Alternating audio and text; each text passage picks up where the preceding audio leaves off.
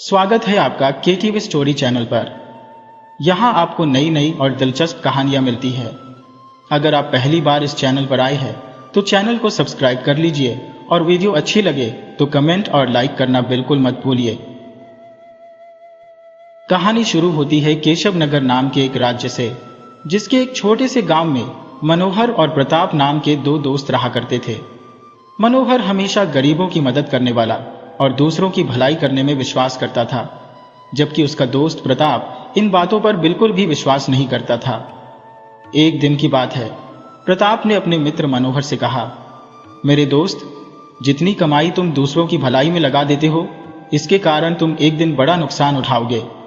यह सुनकर मनोहर ने कहा, अरे दोस्त, क्या तुमने वह कहावत नहीं सुनी कि कर भला तो हो भला?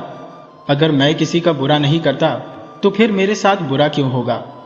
याद रखना प्रताप, तुम जो दूसरों को दोगे वही लौटकर तुम्हारे पास आएगा। ये सुनकर प्रताप ने कहा, अरे भाई, ये सारी बातें बस किताबों में ही अच्छी लगती है। देखो, आज भी मैं यही कहता हूँ कि तुम्हारी फसल पूरे गांव में सबसे अच्छी होती है, लेकिन तुम उसे बेचकर आधे से भी ज्यादा कमाई यूं ही बर्बाद कर देते हो। प्रताप की बात सुनकर मनोहर मुस्कुरा दिया और फिर अपने घर चला गया। उसे यह मालूम नहीं था कि प्रताप अंदर ही अंदर से उससे जलने लगा था। मनोहर के जाने के बाद प्रताप गुस्से में बड़बड़ा लगा और कहने लगा, इसकी फसल सबसे अच्छी होती है और ऊपर से यह गांव में भलाई का ढंढोरा पीटता फिरता है। अरे, लोग इस इतनी इज्जत देते हैं जबकि मुझे कोई पूछता तक नहीं। अब तो मुझे ही कुछ न कुछ तो करना ही पड़ेगा। एक तो यह मेरी बात सुनता नहीं, ठीक है, अब मैं भी इसे बताता हूं कि मैं कौन हूं। प्रताप भी कुछ देर के बाद अपने घर चला गया। प्रताप का क्रोध से भरा हुआ चेहरा देखकर उसकी पत्नी विमला बोली, क्या बात है जी, आपके चेहरे पर इतना गुस्सा क्यों झलक रहा है? अरे, क्या बताऊं, ये जो कुछ भी है सब मेरे दोस्त मनोहर की वजह से है। उसकी पत्नी ने हैरान होते हुए कहा, मैं कुछ समझ ही नहीं जी। अरे विमला, तुम तो जानती हो कि मनोहर की फसल पूरे गांव में सबसे अच्छी होती है और यह फसल बेचकर आधे से भी ज्यादा कमाई वह दिखावा करने के लिए लोगों की भलाई में लगा देता है। गांव के लोग उसको जितना सम्मान करते हैं, मेरा बिल्कुल भी नहीं करते। मैं अंदर ही अंदर जला जा रहा हूं। काश ऐसा हो जाता कि मनोहर की उपजाऊ जमीन उससे छीन जाती, तब उस दिखावेबाज की अक्ल ठिकाने आ जाती। उसकी पत्नी ने अपनी आंखें मटका हुए कहा, अच्छा, तो ये बात है, इसके लिए तो आपको कोई तरकीब लगानी पड़ेगी। मैं कुछ समझा नहीं भाग्यवान। उसकी पत्नी उसे समझाते हुए कहने लगी, ए जी, तुम्हारा मित्र जमींदार है और जमींदार के साथ रहकर भी तुम्हारे अंदर कुछ समझ नहीं आई। अब तुम मेरी बात जरा ध्यान से सुनो। तुम अपने दोस्त मनोहर को जमींदार से कर्ज लेने के लिए उकसा हो।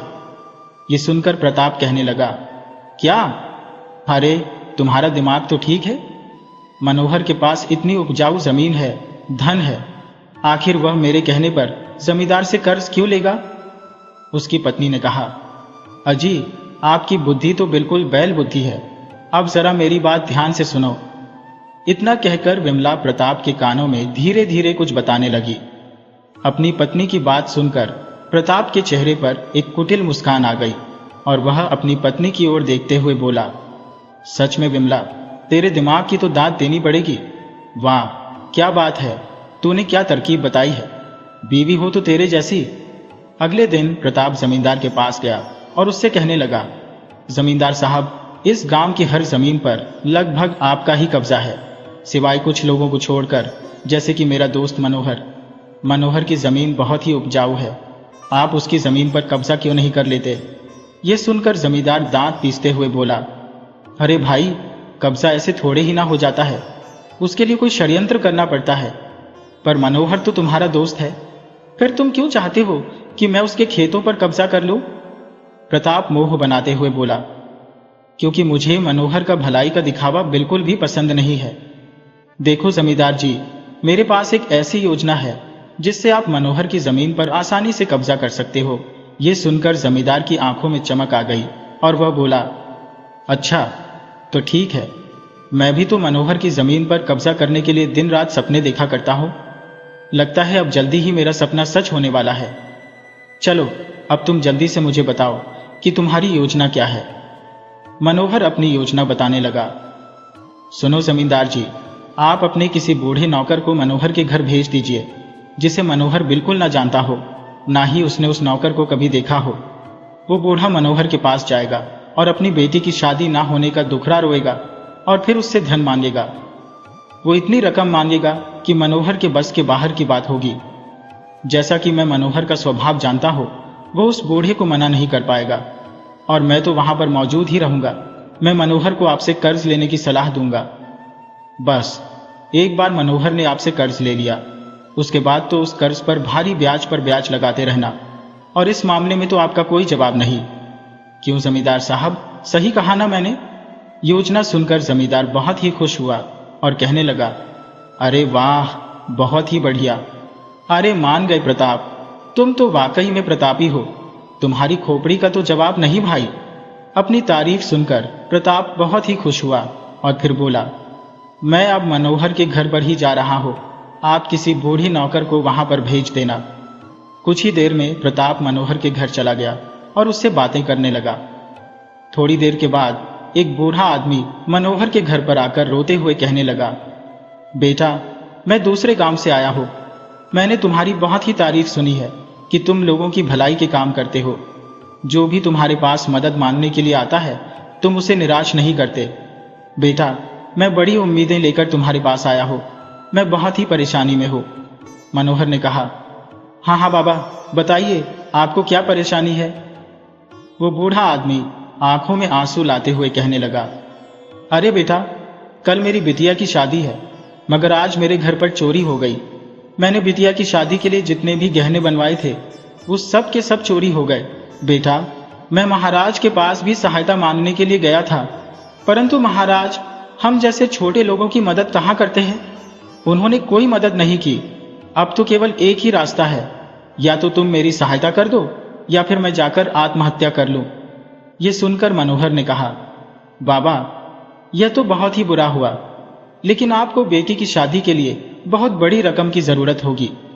मेरी तो अभी फसल भी नहीं कटी, इतने सारे धन की व्यवस्था मैं कैसे करूंगा। इतने में अपनी योजना के अनुसार प्रताप एकदम से बोल पड़ा, अरे मनोहर, तू चिंता क्यों करता है। गांव के जमींदार जी मेरे बड़े ही अच्छे दोस्त हैं। तुम एक काम करो, जमींदार जी से कर्ज ले लो। जब तुम्हारी फसल कटे तो उनका कर्ज चुका देना। मनोहर को अपने दोस्त प्रताप की बात बिल्कुल सही लगी और उसने कहा, हाँ प्रताप, तुमने बिल्कुल ठीक कहा। इतना कहकर मनोहर उस बूढ़े आदमी से बोला, बाबा आप यहीं पर रुकिए, मैं थोड़ी देर में वापस आता हूं। इतना कहकर मनोहर प्रताप के साथ जमींदार की हवेली में चला गया। मनोहर को प्रताप के साथ आए हुए देखकर जमींदार मन ही मन खुश हो रहा था और कहने लगा, आओ मनोहर, आज मेरे यहां पर कैसे आ गए। तब मनोहर ने सारी बात जमींदार को बता दी और कहा, जमींदार जी, मुझे आपसे कर्ज चाहिए। जमींदार बोला, मनोहर, मैं तुम्हें 1 महीने के लिए इतना धन दे तो सकता हूं, मगर भैया 1 महीने के बाद मुझे मेरी रकम वापस चाहिए। मनोहर बोला, हाँ हाँ जमींदार जी, ठीक है, आप बिल्कुल भी चिंता मत कीजिए। थोड़े ही दिनों में मेरी फसल कटने वाली है, उसके बाद मैं आसानी से आपकी रकम वापस लौटा दूंगा। मनोहर की बात सुनकर जमींदार ने रुपयों की थैली मनोहर को पकड़ा दी। मनोहर ने खुश होते हुए घर जाकर उस बूढ़े आदमी को वह रुपयों की थैली दे दी।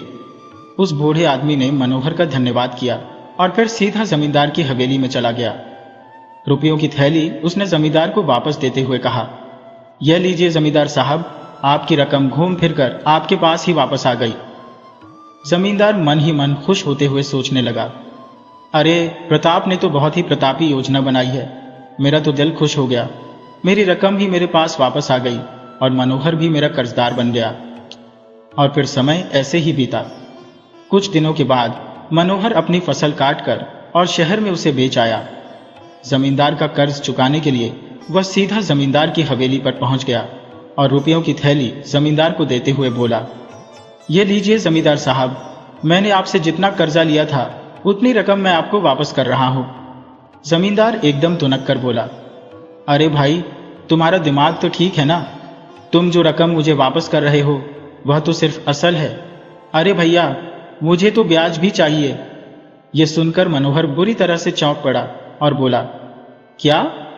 लेकिन जमींदार साहब, मेरे और आपके बीच तो ब्याज की कोई बात ही नहीं हुई थी। बस यही बात हुई थी कि आप मुझे पैसे देंगे और मैं 1 महीने के बाद आपको आपकी रकम वापस कर दूंगा। इसमें ये ब्याज कहाँ से आ गया? जमींदार झल्ला हुए बोला, अरे तो क्या मैंने तुम्हें कर्ज देने का ठेका ले रखा था? मुझे क्या पागल कुत्ते ने काटा था जो मैं बिना ब्याज के तुम्हें रकम दूंगा? ए भाई, मुझे कुछ नहीं पता, मुझे तो मेरी रकम ब्याज के साथ वापस चाहिए, सूद समेत। मनोहर ने जमींदार की बात सुनकर कहा, ठीक है, बताइए आपका कितना ब्याज बना, मैं आपको ब्याज भी लौटा दूंगा।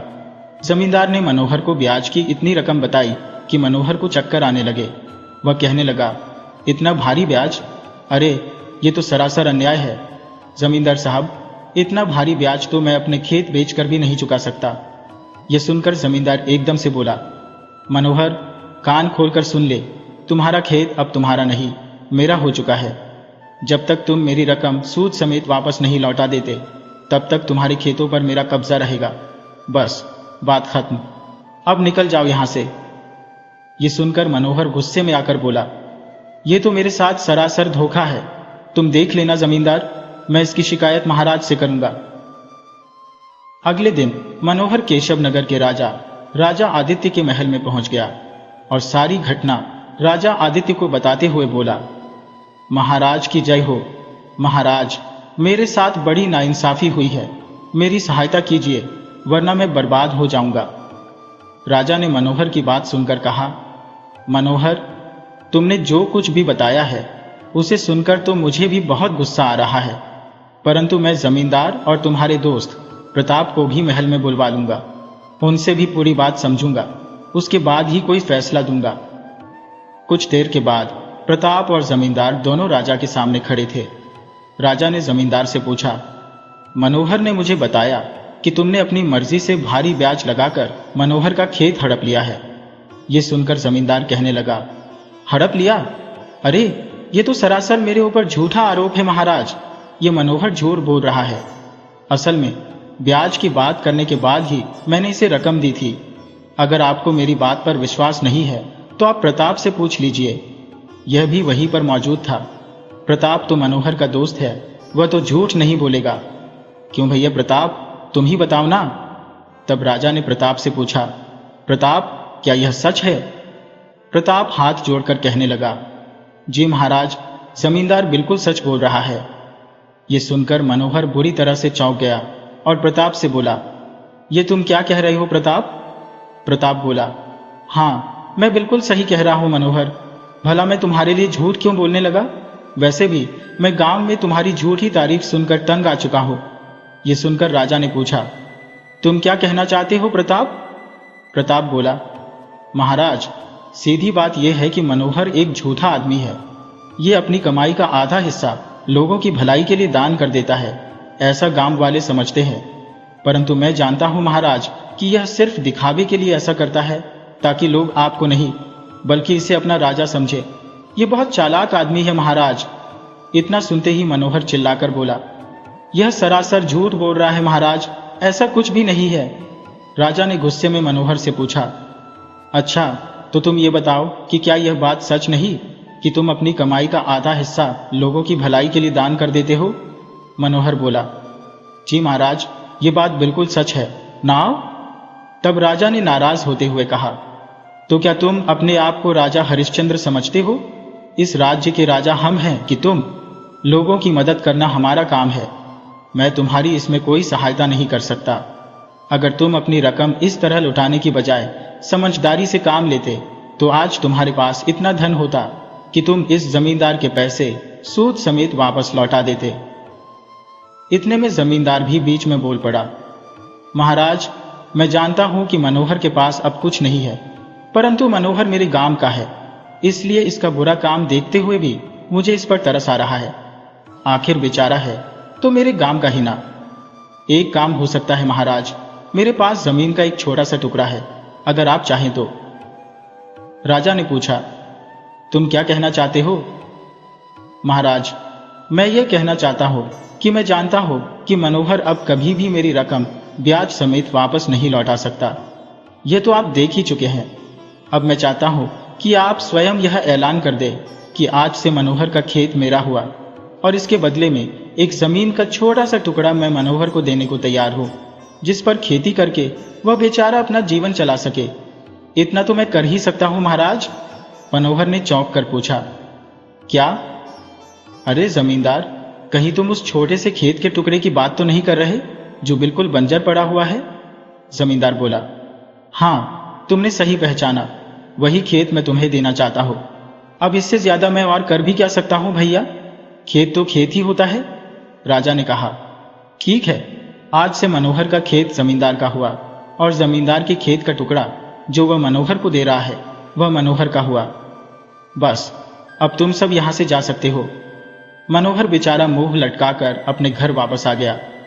उसकी आंखों से आंसू बह रहे थे, जबकि जमींदार और प्रताप अपनी योजना के पूरी हो जाने पर बहुत ही खुश थे।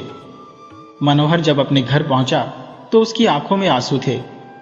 उसकी पत्नी उसकी आंसू देखकर कहने लगी, आखिर आपको लोगों की भलाई करके क्या मिला? आप तो सड़क पर आ गए। मनोहर बोला, नहीं बिंदिया नहीं, मुझे अभी भी विश्वास है कि भलाई करने वाली का भला ही होता है। पत्नी बोली, वह सब तो ठीक है, पर हमारा उपजाऊ खेत हमसे छीन गया। उस जमींदार ने हमसे हमारी उपजाऊ जमीन छीन ली और अपनी बंजर जमीन हमें थमा दी। अब हम क्या करेंगे? क्या हम उस पर खेती कर पाएंगे? मनोहर बोला, मुझे जमींदार से कोई शिकायत नहीं है। अरे, उसकी तो नीयत ही खराब थी। पर मुझे शिकायत है तो अपने दोस्त प्रताप से। मैं ये समझ ही नहीं पाया कि मेरा दोस्त ही मेरा सबसे बड़ा दुश्मन है। अगले दिन मनोहर जमींदार के दिए हुए बंजर खेत पर पहुंच गया।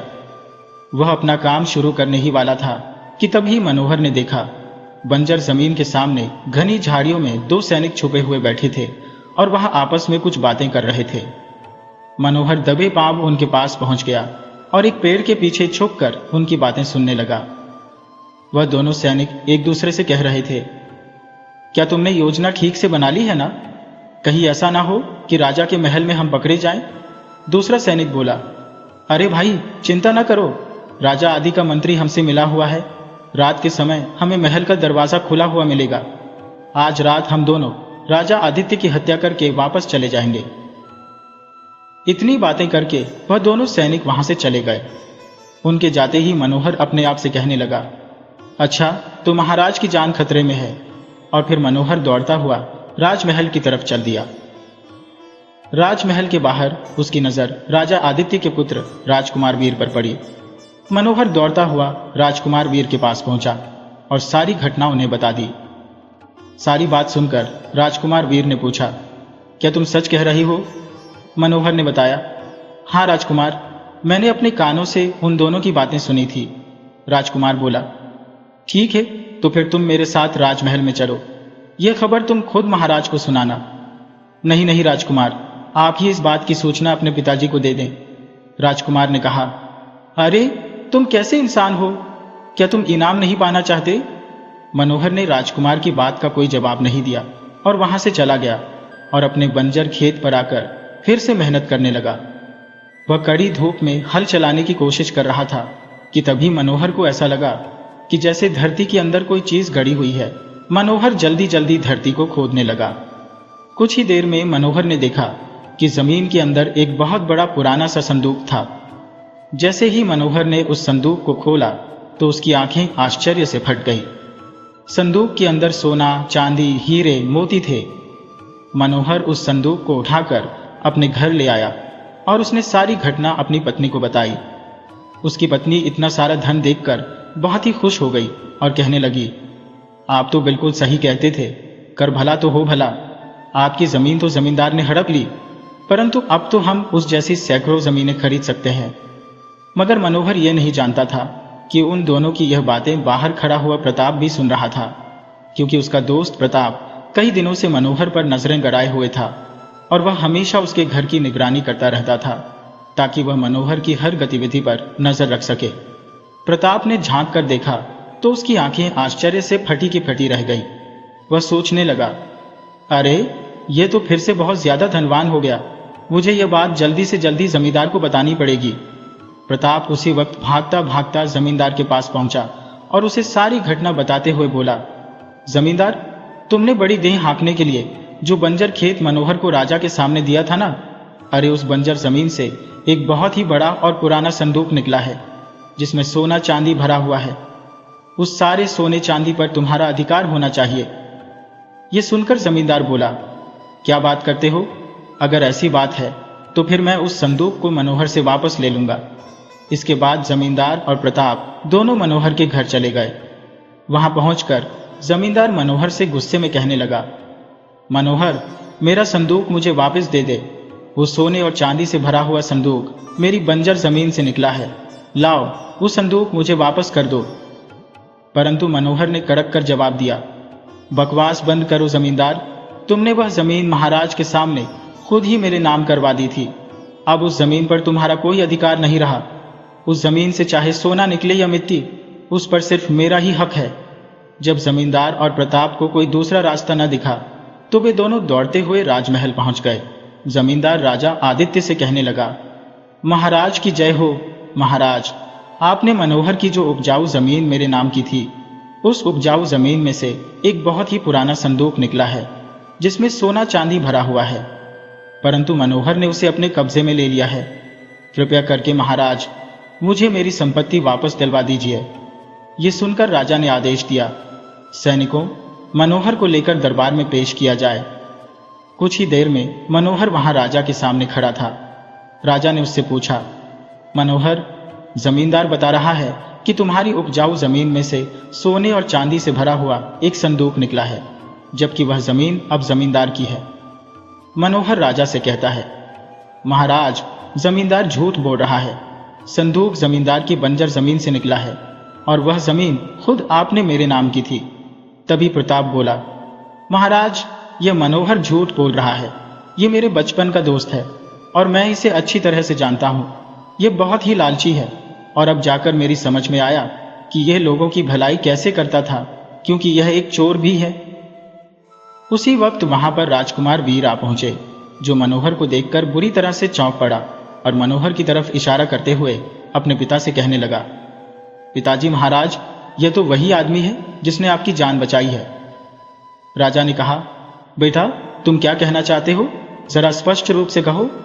पिताजी, कल दूसरे राज्य के गुप्तचर पकड़े गए हैं जो आपका वध करने वाले थे, और इसकी सूचना हमें इसी आदमी ने दी थी और यह भी बताया था कि वह आस्तीन का सांप हमारा मंत्री है जो आपको मारना चाहता था। इस सारी घटना के बारे में मुझे इसी आदमी ने बताया था। मैं जल्दबाजी में इसका नाम पूछना भी भूल गया था। मैंने इससे कहा भी था कि यह सूचना तुम खुद महाराज को दे दो, वो तुम्हें इनाम भी देंगे, परंतु इसने मना कर दिया था। ये सुनकर राजा आश्चर्य से मनोहर की तरफ देखते हुए बोला, मनोहर, जब तुम्हें इतनी जरूरी सूचना मिली थी तो तुम मेरे पास क्यों नहीं आए? अगर तुम मेरे पास आते तो तुम्हें इसके बदले में बहुत सारा इनाम भी मिलता। ये सुनकर मनोहर ने कहा, महाराज, मेरे पिताजी ने मुझे हमेशा एक ही बात सिखाई थी, कर भला तो हो भला।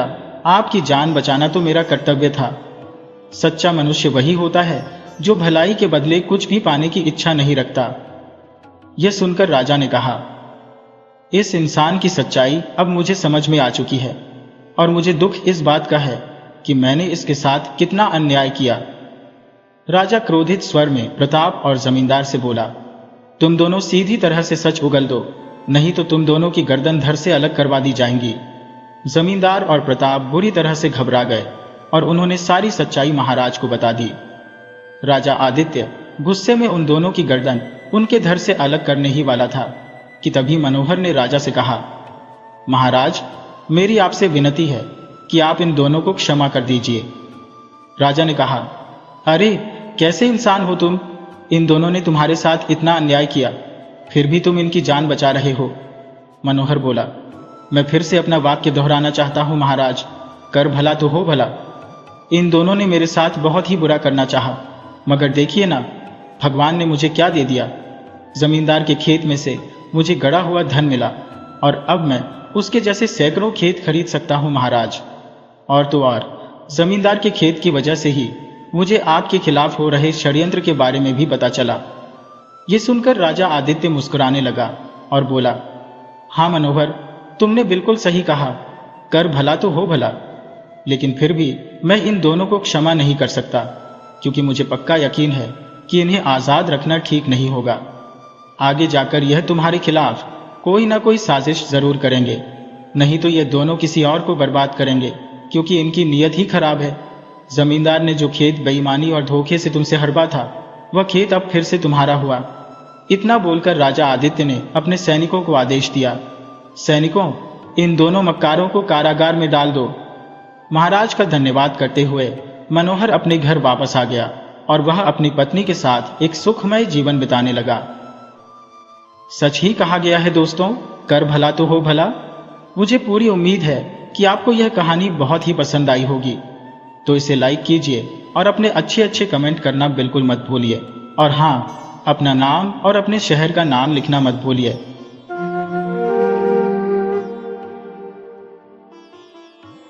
बाबू अनाथ बंधु कॉलेज में पढ़ते थे, परंतु कई वर्षों से वे निरंतर फेल हो रहे थे। उनके रिश्तेदारों का विचार था कि इस वर्ष वे जरूर पास हो जाएंगे, पर इस वर्ष उन्होंने परीक्षा देना ही उचित ना समझा। इसी वर्ष बाबू अनाथ बंधु का विवाह हुआ था। भगवान की कृपा से उनकी वधू बहुत ही सुंदर और अच्छे चरित्र वाली थी, जिसका नाम विंध्यवासिनी था। विंध्यवासिनी बाबू अनाथ बंधु के साथ विवाह करके बहुत खुश थी और अपने पति को ही सर्वोत्तम समझती थी। परंतु अनाथ बंधु की बात सुनिए, वे न जाने क्यों हर समय अपनी पत्नी से नाराज रहते और तीखे कड़वे शब्दों से उसके प्रेम भरे मन को जख्मी करते रहते। अनाथ बंधु कॉलेज में पढ़ने के दौरान अपनी ससुराल में ही रहते थे। परीक्षा का समय आया, किंतु उन्होंने परीक्षा दी बगैर ही कॉलेज छोड़ दिया। इस घटना पर अन्य व्यक्तियों की अपेक्षा उनकी पत्नी को अधिक दुख हुआ। रात के समय उसने विनम्रता के साथ कहना शुरू किया, प्राणनाथ, आपने पढ़ना क्यों छोड़ दिया? थोड़े दिन का कष्ट सह लेना कोई कठिन बात नहीं थी। पत्नी की यह बात सुनकर अनाथ बंधु के मिजाज का पारा 120 डिग्री तक पहुंच गया और वे बिगड़ कर कहने लगे, पढ़ने लिखने से क्या मनुष्य के हाथ पांव हो जाते हैं? जो व्यक्ति पढ़ लिख कर अपना स्वास्थ्य खो बैठते हैं, उनकी दशा अंत में बहुत ही बुरी होती है। पति का उत्तर सुनकर उनकी पत्नी मन ही मन बहुत दुखी हो गई। इसके कुछ दिनों बाद एक अजीब सी घटना घटित हुई। कोलकाता के एक बहुत ही धनवान व्यक्ति, जो विंध्यवासिनी के पिता राजकुमार के मित्र थे, अपने परिवार सहित राजकुमार बाबू के घर में अतिथि बनकर रहने के लिए आए। उनके साथ कई आदमी और नौकर भी थे, इसीलिए जगह बनाने के लिए राजकुमार बाबू ने अनाथ बंधु का कमरा भी उन्हें सौंप दिया और अनाथ बंधु के लिए एक छोटा सा कमरा साफ करवा दिया। यह बात अनाथ बंधु को बहुत बुरी लगी। गुस्से में वह अपनी पत्नी विंध्यवासिनी के पास गए और ससुराल की बुराई करने लगे। साथ ही साथ उसे निरर्थक बातों के लिए भी 2-4 बातें सुना दी। विंध्य बहुत व्याकुल और चिंतित हुई, किंतु वह मूर्ख नहीं थी। उसने अपने पिता को दोषी ठहराना उचित नहीं समझा और पति को समझाने की कोशिश की। इसके बाद एक दिन विंध्यवासिनी ने अपने पति से कहा, अब यहाँ पर रहना ठीक नहीं है, आप मुझे अपने घर ले चलिए। इस जगह पर रहने में अब सम्मान नहीं रहा। अनाथ बंधु ठंडी प्रकृति के व्यक्ति थे। अपने घर पर कष्ट से रहने की बजाय अपने ससुराल का अपमान सहना उन्होंने अच्छा समझा था, इसलिए वे आनाकानी करने लगे। किंतु उनकी पत्नी ने जिद पकड़ ली और कहने लगी, यदि आप जाना नहीं चाहते तो मुझे अकेली भेज दीजिए, कम से कम मैं ये अपमान नहीं सह सकती। इस पर अनाथ बंधु विवश होकर घर जाने को तैयार हो गए। चलते समय माता पिता ने विंध्यवासिनी से कुछ दिन और रुकने के लिए कहा, किंतु विंध्यवासिनी ने कुछ उत्तर न दिया। यह देखकर माता पिता के हृदय में शंका हुई। उन्होंने कहा, बेटी विंध्य, यदि हमसे कोई ऐसी बात हो गई हो तो उसे भूल जाना। विंध्य ने नम्रतापूर्वक पिता के मुंह की ओर देखा और फिर कहने लगी, पिताजी, हम आपका ऋण कभी उतार नहीं सकते, हमारे दिन सुख से बीते हैं। कहते कहते विंध्य का गला भर आया और उसकी आंखों से आंसू बहने लगे। इसके पश्चात उसने हाथ जोड़कर माता पिता से विदा ली और सबको रुलाते हुए पति के साथ चली गई। विंध्य ने पहली बार कलकत्ता नगर से बाहर कदम रखा था। उसके ससुराल एक गांव में था, परंतु ससुराल में भी वह बहुत ही प्रसन्न रहने लगी। गांव की स्त्रियां उसके गुणों को देखकर प्रशंसा करती थी, परंतु सब कुछ होते हुए भी विंध्य प्रसन्न नहीं रह सकी। अनाथ बंधु के 3 भाई और थे, 2 छोटे और एक बड़ा। बड़े भाई प्रदेश में 50 की नौकरी करते थे, जिससे अनाथ बंधु के घर बार का खर्च चलता था। छोटे भाई अभी स्कूल में पढ़ते थे। बड़े भाई की पत्नी श्याम को इस बात का बड़ा ही घमंड था कि उसके पति की कमाई से सबको रोटी मिलती है, इसीलिए वह घर के कामकाज को हाथ ना लगाती थी। कुछ दिनों बाद बड़े भाई छुट्टी लेकर घर आए। रात को श्याम ने पति से भाई और भाभी की शिकायत की। पहले तो पति ने उसकी बातों को हंसी में उड़ा दिया, परंतु जब उसने कई बार कहा तो उन्होंने अनाथ बंधु को बुलाया और कहने लगे, भाई 50 में हम सबका गुजारा नहीं चल सकता, अब तुमको भी नौकरी की चिंता करनी चाहिए। ये शब्द उन्होंने बड़े ही प्यार से कहे थे, परंतु अनाथ बंधु बिगड़कर बोले, भाई साहब 2 मुट्ठी भर अन्न के लिए आप इतने नाराज होते हैं? नौकरी तलाश करना कोई बड़ी बात नहीं है, किंतु हमसे किसी की गुलामी नहीं हो सकती। इतना कहकर वह भाई के पास से चले गए। इन्हीं दिनों गांव के स्कूल में 3rd मास्टर का स्थान खाली हुआ था। अनाथ बंधु की पत्नी और उनके बड़े भाई ने उनसे वहां काम करने के लिए बहुत कहा, किंतु इतनी छोटी नौकरी करना उन्होंने स्वीकार नहीं किया। अब तो अनाथ बंधु को केवल विलायत जाने की धुन समा गई थी। एक दिन अपनी पत्नी से कहने लगे, देखो आजकल विलायत गए बिना मनुष्य का सम्मान नहीं होता और ना ही अच्छी नौकरी मिल सकती है, इसीलिए हमारा विलायत जाना बहुत ही आवश्यक है। तुम अपने पिता से कहकर कुछ रुपया मनवा दो तो हम चले जाएंगे। विलायत जाने की बात सुनकर विंध्यवासिनी को बहुत ही दुख हुआ। पिता के घर से रुपया मनवाने की बात से तो बेचारी की जान ही निकल गई। कुछ दिन बीते, दुर्गा पूजा के दिन समीप आए तो विंध्यवासिनी के पिता ने बेटी और दामाद को बुलाने के लिए एक आदमी भेजा। विंध्यवासिनी खुशी खुशी मायके आई। मां ने बेटी और दामाद को रहने के लिए अपना कमरा दे दिया। दुर्गा पूजा की रात को यह सोचकर कि पति न जाने कब वापस आएंगे, विंध्य प्रतीक्षा करते करते सो गई। सुबह उठी तो उसने अनाथ बंधु को कमरे में नहीं पाया। उठकर देखा तो मां का लोहे का संदूक खुला पड़ा था। सारी चीजें इधर उधर बिखरी पड़ी थी। पिता का छोटा कैश बॉक्स जो कमरे के अंदर रखा था वह गायब था। विंध्य का हृदय धड़कने लगा। उसने सोचा कि किसी बदमाश ने चोरी की है, जिससे उसके पति को भी नुकसान पहुंचा है। परंतु थोड़ी ही देर बाद उसकी नजर एक कागज के टुकड़े पर पड़ी। वह उसे उठाने लगी तो देखा कि उसके पास ही कुंजियों का एक गुच्छा पड़ा था। वह पत्र पढ़ने लगी तो मालूम हुआ कि उसका पति आज ही सुबह जहाज पर सवार होकर विलायत चला गया है। पत्र पढ़ते ही विंध्य की आंखों के सामने अंधेरा छा गया। वह दुख के आघात से जमीन पर बैठ गई और आंचल से मुंह ढककर रोने लगी। आज सारे बंगाल में खुशियां मनाई जा रही थी, किंतु विंध्य के कमरे का दरवाजा अब तक बंद था। इसका कारण जानने के लिए विंध्य की सहेली कमल ने दरवाजा खटखटाया, किंतु अंदर से कोई उत्तर न मिला। कमल दौड़कर विंध्य की मां को बुला लाई। मां ने बाहर खड़ी होकर आवाज दी, विंध्य बेटी, अंदर क्या कर रही हो? दरवाजा खोलो। मां की आवाज पहचान कर विंध्य ने झट आंसुओं को पोंछ डाला और कहा, माताजी, पिताजी को बुला लो। इससे मां और भी ज्यादा घबराई, अतः उसने तुरंत पति को बुलवाया। राजकुमार बाबू के आने पर विंध्य ने दरवाजा खोल दिया और माता पिता को अंदर बुलाकर फिर दरवाजा बंद कर लिया। राजकुमार ने घबराकर पूछा, विंध्य, क्या बात है? तू क्यों रो रही है? यह सुनते ही विंध्य पिता के चरणों में गिर पड़ी और कहने लगी, पिताजी, मेरी दशा पर दया करो, मैंने रुपया चुराया है।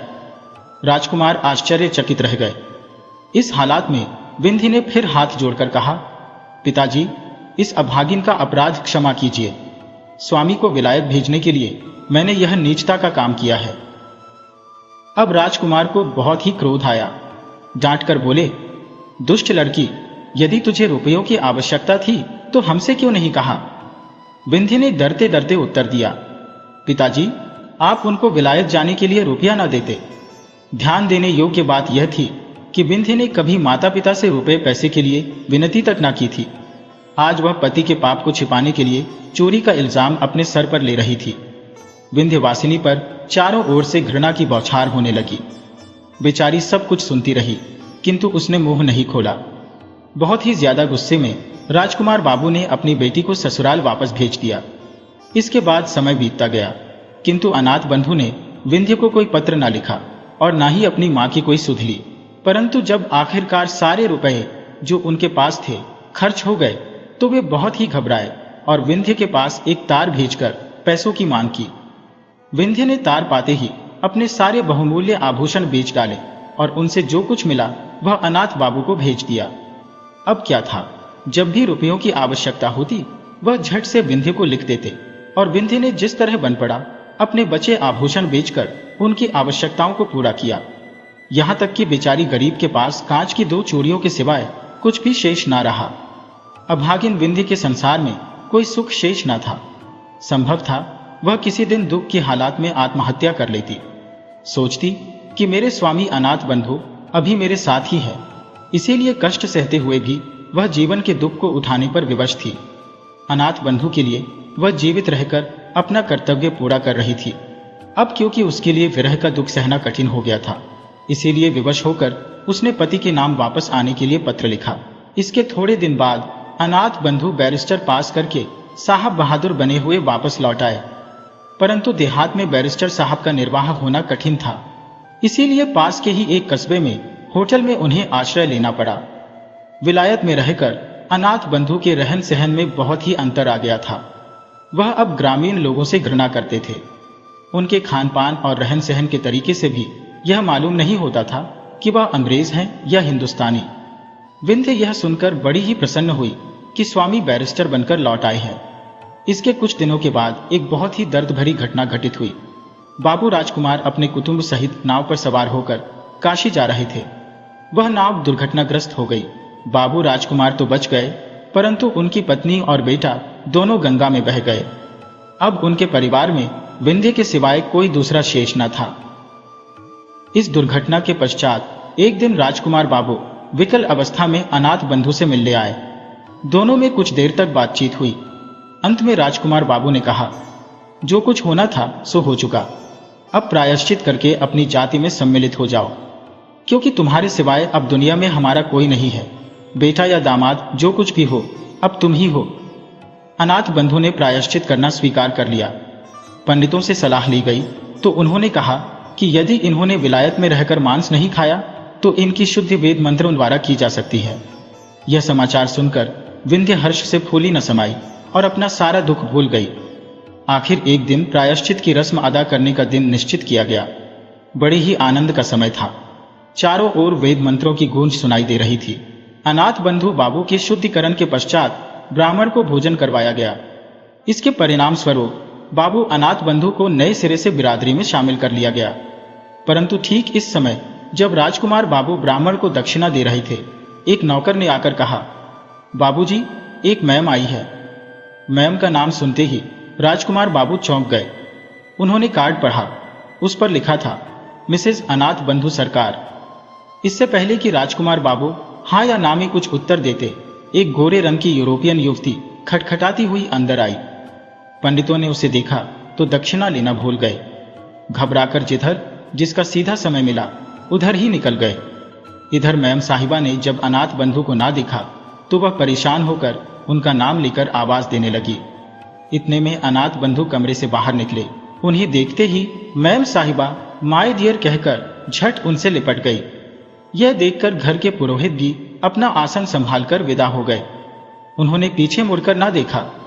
ये सब देखकर सबको समझते देर न लगी कि यह विलायती मैम बाबू अनाथ बंधु की पत्नी है, जिससे उन्होंने विलायत में शादी की थी। इस घटना को 2 वर्ष बीत चुके थे। बाबू अनाथ बंधु कलकत्ता के घर में बैठे थे। उनकी पहली पत्नी विंध्य ने उन पर तलाक का मुकदमा किया, जिसका हर्जाना भरते भरते उनकी कमर टूट चुकी थी। उनकी विलायती पत्नी भी उन्हें छोड़कर वापस जा चुकी थी। आज अपनी बर्बादी के लिए वे स्वयं ही जिम्मेदार थे। उनकी पहली पत्नी विंध्य अब उनसे तलाक ले चुकी थी, जबकि उनके पिता राजकुमार बाबू अपनी बेटी की दूसरी शादी के लिए एक योग्य वर की तलाश कर रहे थे।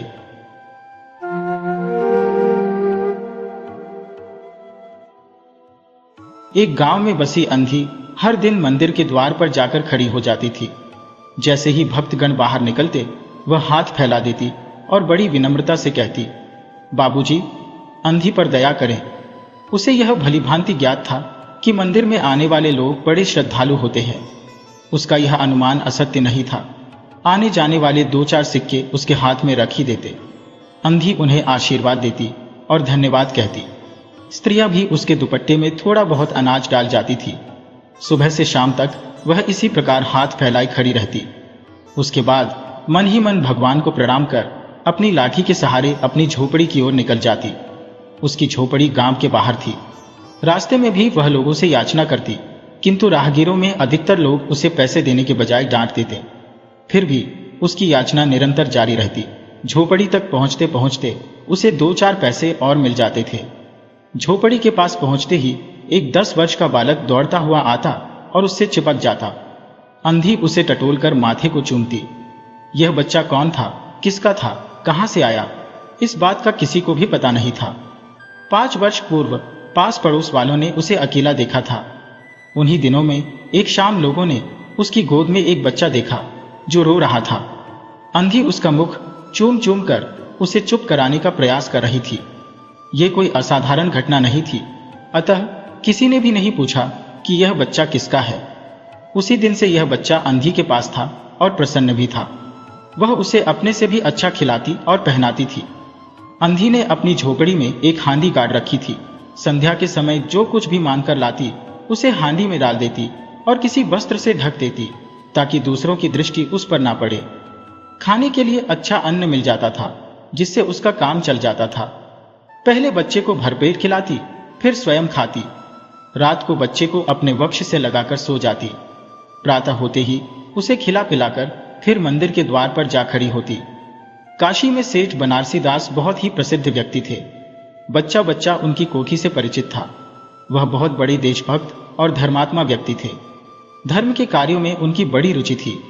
दिन के 12 बजे तक सेठ स्नान और ध्यान में लगे रहते। कोठी पर हर समय भीड़ लगी रहती थी। कर्ज के इच्छुक तो आते ही थे, परंतु ऐसे व्यक्तियों का भी तांता लगा रहता था जो अपनी पूंजी सेठ के पास धरोहर के रूप में रख जाते थे। सैकड़ों भिखारी अपनी थोड़ी बहुत जमा पूंजी इन्हीं सेठ के पास जमा करा जाते। अंधी को भी यह बात ज्ञात थी, किंतु पता नहीं क्यों अब तक वह अपनी कमाई यहां पर जमा कराने में हिचक रही थी। उसके पास काफी रुपए हो गए थे। हांडी लगभग पूरी भर चुकी थी। उसे शंका थी कि कहीं कोई चुरा ना ले। एक दिन शाम के समय अंधी ने हांडी उठाई और अपने कपड़ों में छिपाकर सेठ की कोठी पर पहुंची। अंधी ने हांडी को सेठ के आगे सरका दिया और डरते डरते कहा, सेठ जी, इसे अपने पास जमा कर लो। मैं अंधी अपाहिज कहां तक इसे संभालती फिरूंगी। सेठ ने हांडी की ओर देखते हुए पूछा, इसमें क्या है? अंधी ने उत्तर दिया, भीख मांग मांगकर अपने बच्चे के लिए 2-4 पैसे इकट्ठे किए हैं। अपने पास रखते हुए डरती हूं। कृपया इन्हें आप अपनी कोठी में रख लें। सेठ जी ने मुनीम की ओर संकेत करते हुए कहा, वह इसमें जमा कर लो। फिर बूढ़ी अंधी से पूछा, तेरा नाम क्या है? अंधी ने अपना नाम बताया। मुनीम जी ने नकदी गिनकर उसके नाम से जमा कर ली और वह सेठ जी को आशीर्वाद देती हुई अपनी झोपड़ी की राह पर चली गई। 2 वर्ष बड़े ही सुख के साथ बीत गए। इसके पश्चात अंधी के लड़के को एक दिन बुखार हो गया। अंधी ने दवा दारू की, झाड़ फूंक से भी काम लिया, टोने टोटके की परीक्षा की, परंतु सारी कोशिशें व्यर्थ सिद्ध हुई। लड़के की दशा दिन प्रतिदिन बिगड़ती गई। अंधी का हृदय टूट गया। साहस ने जवाब दे दिया। वह निराश हो गई, परंतु फिर उसे ध्यान आया कि संभवतः डॉक्टर के इलाज से फायदा हो जाए। इस विचार के आते ही वह गिरती पड़ती सेठ जी की कोठी पर आ पहुंची। सेठ जी वहीं पर उपस्थित थे। अंधी ने कहा, सेठ जी, मेरी जमा पूंजी में से 10 रुपए मिल जाए तो बड़ी कृपा होगी। मेरा बच्चा मर रहा है, डॉक्टर को दिखाऊंगी। सेठ जी ने कठोर स्वर में कहा, कैसी जमा पूंजी, कैसे रुपए? मेरे पास किसी के रुपए जमा नहीं है। अंधी ने रोते हुए उत्तर दिया, 2 वर्ष हुए मैं आपके पास राशि जमा करने आई थी, कृपया दे दीजिए, बड़ी दया होगी। सेठ जी ने मुनीम की ओर रहस्यमय दृष्टि से देखते हुए कहा, मुनीम जी, जरा देखो तो, इसके नाम की कोई पूंजी जमा है क्या? तेरा नाम क्या है री? सेठ की बात सुनकर अंधी की जान में जान आई। आशा बंध गई। पहला उत्तर सुनकर उसने सोचा था कि सेठ बेईमान है, किंतु अब सोचने लगी कि हो सकता है सेठ को ध्यान ना रहा हो। ऐसा धर्मी व्यक्ति भी भला कहीं झूठ बोल सकता है? अंधी ने अपना नाम बता दिया। सेठ के मुनीम ने खाता बही उलट पलट कर देखी, फिर कहा, नहीं तो इस नाम पर एक भी पाई जमा नहीं है। अंधी वहीं बैठी जमी रही। उसने रो रो कर कहा, सेठ जी, परमात्मा के नाम पर, धर्म के नाम पर कुछ दे दीजिए, मेरा बच्चा जी जाएगा, मैं जीवन भर आपके गुण गाऊंगी। उल्टा सेठ जी गुस्सा होकर बोले, जाती है या नौकर को बुलाऊं? अंधी लाठी टेक कर खड़ी हो गई और सेठ की ओर मुंह करके बोली, अच्छा, भगवान तुम्हें बहुत दे, और अपनी झोपड़ी की तरफ चल दी। अंधी की कही हुई यह बात कोई आशीष न थी, बल्कि एक दुखी का शाप था। बच्चे की दशा बिगड़ती गई, दवा दारू हुई ही नहीं। एक दिन उसकी अवस्था चिंताजनक हो गई, प्राणों की लाली तक पड़ गए। उसके जीवन से अंधी और भी निराश हो गई। सेठ पर रह रहकर उसे क्रोध आता था। वह सोचती, इतना धनी व्यक्ति है, 2-4 रुपए दे देता तो क्या चला जाता। फिर मैं उससे कोई दान तो नहीं मान रही थी, अपने ही रुपए मानने गई थी। उसे सेठ जी से घृणा हो गई थी। बैठे बैठे उसे कुछ ध्यान आया। उसने बच्चे को अपनी गोद में उठा लिया और ठोकरें खाती गिरती पड़ती सेठ के द्वार पर पहुंच गई। उनके द्वार पर बैठकर धरना देने लगी। बच्चे का शरीर जो ज्वर से भभक रहा था और अंधी का कलेजा भी तड़प रहा था। सेठ जी का एक नौकर किसी काम से बाहर आया। अंधी को बैठा देखकर उसने सेठ को सूचना दी। सेठ ने आज्ञा दी कि उसे भगा दो। नौकर ने अंधी से चले जाने को कहा, किंतु वह उस स्थान से ना हिली। नौकरों ने उसे मारने का भय दिखाया, परंतु वह टस से मस ना हुई। नौकर ने अंदर जाकर कहा कि यह बला नहीं चल रही। सेठ जी स्वयं बाहर आए, देखते ही पहचान गए। बच्चे को देखकर उन्हें बहुत ही आश्चर्य हुआ कि उसकी शक्ल सूरत उनके मोहन से बहुत मिलती जुलती है। 7 वर्ष पहले मोहन किसी मेले में खो गया था। उसकी बहुत खोज की, पर उसका कोई पता न चला। उन्हें याद आया कि मोहन की जांघ पर एक लाल रंग का निशान था। इस विचार के आते ही उन्होंने अंधी की गोद के बच्चे की जांघ देखी। वह निशान था, परंतु पहले से कुछ बड़ा था। उनको विश्वास हो गया कि बच्चा उन्हीं का है। तुरंत उस बच्चे को छीनकर अपने कलेजे से लगा लिया। बच्चे का शरीर ज्वर से तप रहा था। सेठ ने नौकर को तुरंत डॉक्टर लाने के लिए भेज दिया। अंधी खड़ी हो गई और चिल्लाने लगी, मेरे बच्चे को ना ले जाओ, मेरे रुपए तो हजम कर गए, क्या मेरा बच्चा भी मुझसे छीन लोगे। सेठ जी बड़े ही चिंतित थे और बोले, यह बच्चा मेरा है। 7 वर्ष पहले कहीं खो गया था, अब मिल गया है, सो इसे कहीं जाने नहीं दूंगा और लाख यत्न करके भी इसके प्राण बचाऊंगा। अंधी ने एक जोरदार ठहाका लगाया, तुम्हारा बच्चा है, इसीलिए लाख यत्न करके भी उसे बचाओगे। मेरा बच्चा होता तो उसे मर जाने देते। क्यों, यह कौन सा न्याय है। इतने दिनों तक खून पसीना एक करके मैंने इसे पाला है, मैं उसको अपने हाथों से नहीं जाने दूंगी। अजीब दशा थी, कुछ करते धरते नहीं बनता था। कुछ देर वह मौन खड़े रहे, फिर मकान के अंदर चले गए। अंधी कुछ समय तक खड़ी रोती रही, फिर वह भी अपनी झोपड़ी की ओर चल दी। दूसरे दिन प्रातःकाल प्रभु की कृपा हुई, यह दवा ने जादू सा असर दिखाया। मोहन का ज्वर उतर गया। होश आने पर उसने आंखें खोली तो सबसे पहले उसकी जुबान पर मां शब्द निकला। अपरिचित लोगों की शक्लें देख सब कुछ धुंधला लगने लगा। सेठ जी सोचने लगे, क्या करूं, एक ही बच्चा है, इतने दिनों बाद मिला भी तो मृत्यु उसको अपने चंगुल में दबा रही है। मैं अपने बच्चे को कैसे बचाऊं। पत्नी को बाहर भेजा कि देखो कहीं वह अंधी द्वार पर ना बैठी हो, परंतु वह वहां पर कहां थी। सेठ जी ने अपनी गाड़ी तैयार करवाई और बस्ती के बाहर उस अंधी की झोपड़ी पर जा पहुंचे। झोपड़ी बिना द्वार की थी। सेठ जी अंदर पहुंचे, देखा कि वह अंधी रो रही थी। उसकी आंखों से आंसू लगातार बह रहे थे। सेठ जी ने धीरे से उसको हिलाया। उसका शरीर भी अग्नि की भांति तप रहा था। सेठ जी ने कहा, अरे अंधी, तेरा बच्चा मर रहा है, डॉक्टर निराश हो गए हैं, रह रहकर वह बच्चा तुझे पुकारता है, अब तू ही उसके प्राण बचा सकती है। चल मेरे साथ, और मेरे नहीं बल्कि अपने बच्चे की जान बचा ले। अंधी ने उत्तर दिया, मरता है तो मरने दो, हम दोनों स्वर्गलोक में फिर माँ बेटे की तरह मिल जाएंगे। इस लोक में सुख नहीं है, वहां पर मेरा बच्चा सुख में रहेगा, मैं वहां उसकी खूब सेवा करूंगी। सेठ जी रोने लगे। आज तक उन्होंने किसी के सामने सिर न झुकाया था, किंतु इस समय अंधी के पांव में गिर पड़े और रो रो कर कहने लगे, ममता की लाज रख लो, आखिर तुम भी उसकी मां हो, चलो तुम्हारे जाने से वह बच जाएगा। ममता शब्द सुनकर अंधी का दिल पिघल गया। उसने तुरंत कहा, अच्छा चलो। सेठ जी सहारा देकर उसे लाए और अपनी गाड़ी में बिठा दिया। गाड़ी घर की तरफ दौड़ने लगी। उस समय सेठ जी और अंधी भिखारिन की दशा एक ही जैसी थी।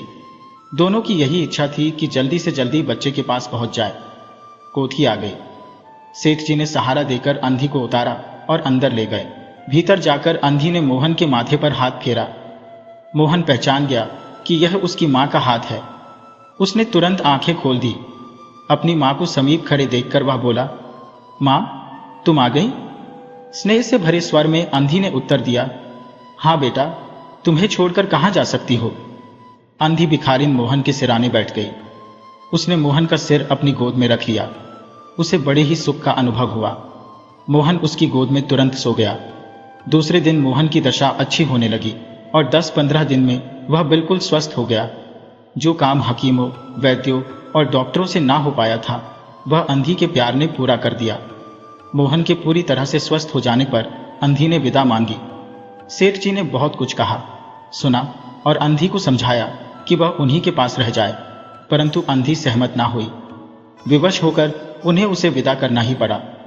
जब वह चलने लगी तो सेठ जी ने रुपयों की एक थैली उसके हाथ में रख दी। अंधी ने पूछा, इसमें क्या है? सेठ जी ने कहा, इसमें तुम्हारी धरोहर है, तुम्हारे रुपए और मेरा अपराध। अंधी ने बात काट कर कहा, यह रुपए तो मैंने तुम्हारे मोहन के लिए ही इकट्ठे किए थे, उसी को दे देना। अंधी ने वह थैली वहीं पर छोड़ दी और लाठी टेकती हुई चल दी। बाहर निकलकर फिर से उसने उस घर की ओर अपनी आंखें उठाईं तो उसकी आंखों से आंसू बह रहे थे, किंतु वह भिखारिन होते हुए भी सेठ से ज्यादा महान थी। इस समय सेठ एक याचक था और वह भिखारिन एक दाता।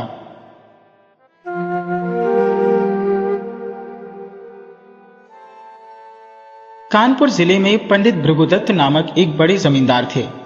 मुंशी सत्यनारायण उनके कारिंदा थे।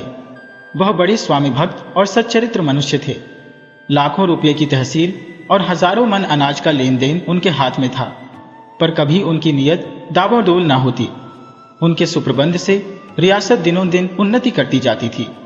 ऐसे कर्तव्य परायण सेवक का जितना सम्मान होना चाहिए उससे अधिक ही होता था। दुख सुख के प्रत्येक अवसर पर पंडित जी उनके साथ बड़ी उदारता से पेश आते। धीरे धीरे मुंशी जी का विश्वास इतना बढ़ा कि पंडित जी ने हिसाब किताब का समझना भी छोड़ दिया। संभव है उनसे आजीवन इसी तरह निभ जाती, पर भावी प्रबल है। प्रयाग में कुंभ लगा तो पंडित जी भी स्नान करने गए। वहां से लौटकर फिर वे घर न आए। मालूम नहीं किसी गड्ढे में फिसल पड़ी या कोई जल जंतु उन्हें खींच ले गया। उनका फिर कुछ पता ही न चला। अब मुंशी सत्यनारायण के अधिकार और भी बढ़े। एक हतभागिनी विधवा और 2 छोटे छोटे बच्चों के सिवा पंडित जी के घर में और कोई न था। अंत्येष्टि क्रिया से निवृत्त होकर एक दिन शोकातुर पंडिताइन ने उन्हें बुलाया और रोकर कहा, लाला, पंडित जी हमें मंधार में छोड़कर सुरपुर को सिधर गए। अब यह नया तुम ही पार लगाओगे तो लग सकती है। यह सब खेती तुम्हारी लगाई हुई है, इसे तुम्हारे ही ऊपर छोड़ती हूं। ये तुम्हारे बच्चे हैं, इन्हें अपनाओ। जब तक मालिक जिए तुम्हें अपना भाई समझते रहे। मुझे विश्वास है कि तुम उसी तरह इस भार को संभाले रहोगे। सत्यनारायण ने रोते हुए जवाब दिया, भाभी, भैया, क्या उठ गए? मेरे तो भाग्य ही फूट गए, नहीं तो मुझे आदमी बना देते। मैं उन्हीं का नमक खाकर जिया हूं और उन्हीं की चाकरी में मरूंगा भी। आप धीरज रखिए, किसी प्रकार की चिंता न करें। मैं जीते जी आपकी सेवा से मुंह न मोड़ूंगा। आप केवल इतना कीजिएगा कि मैं जिस किसी की शिकायत करूं उसे डांट दीजिएगा, नहीं तो ये लोग सिर चढ़ जाएंगे। इस घटना के बाद कई वर्षों तक मुंशी जी ने रियासत को संभाला। वह अपने काम में बड़े कुशल थे, कभी एक कौड़ी का भी बल नहीं पड़ा। सारे जिले में उनका सम्मान होने लगा।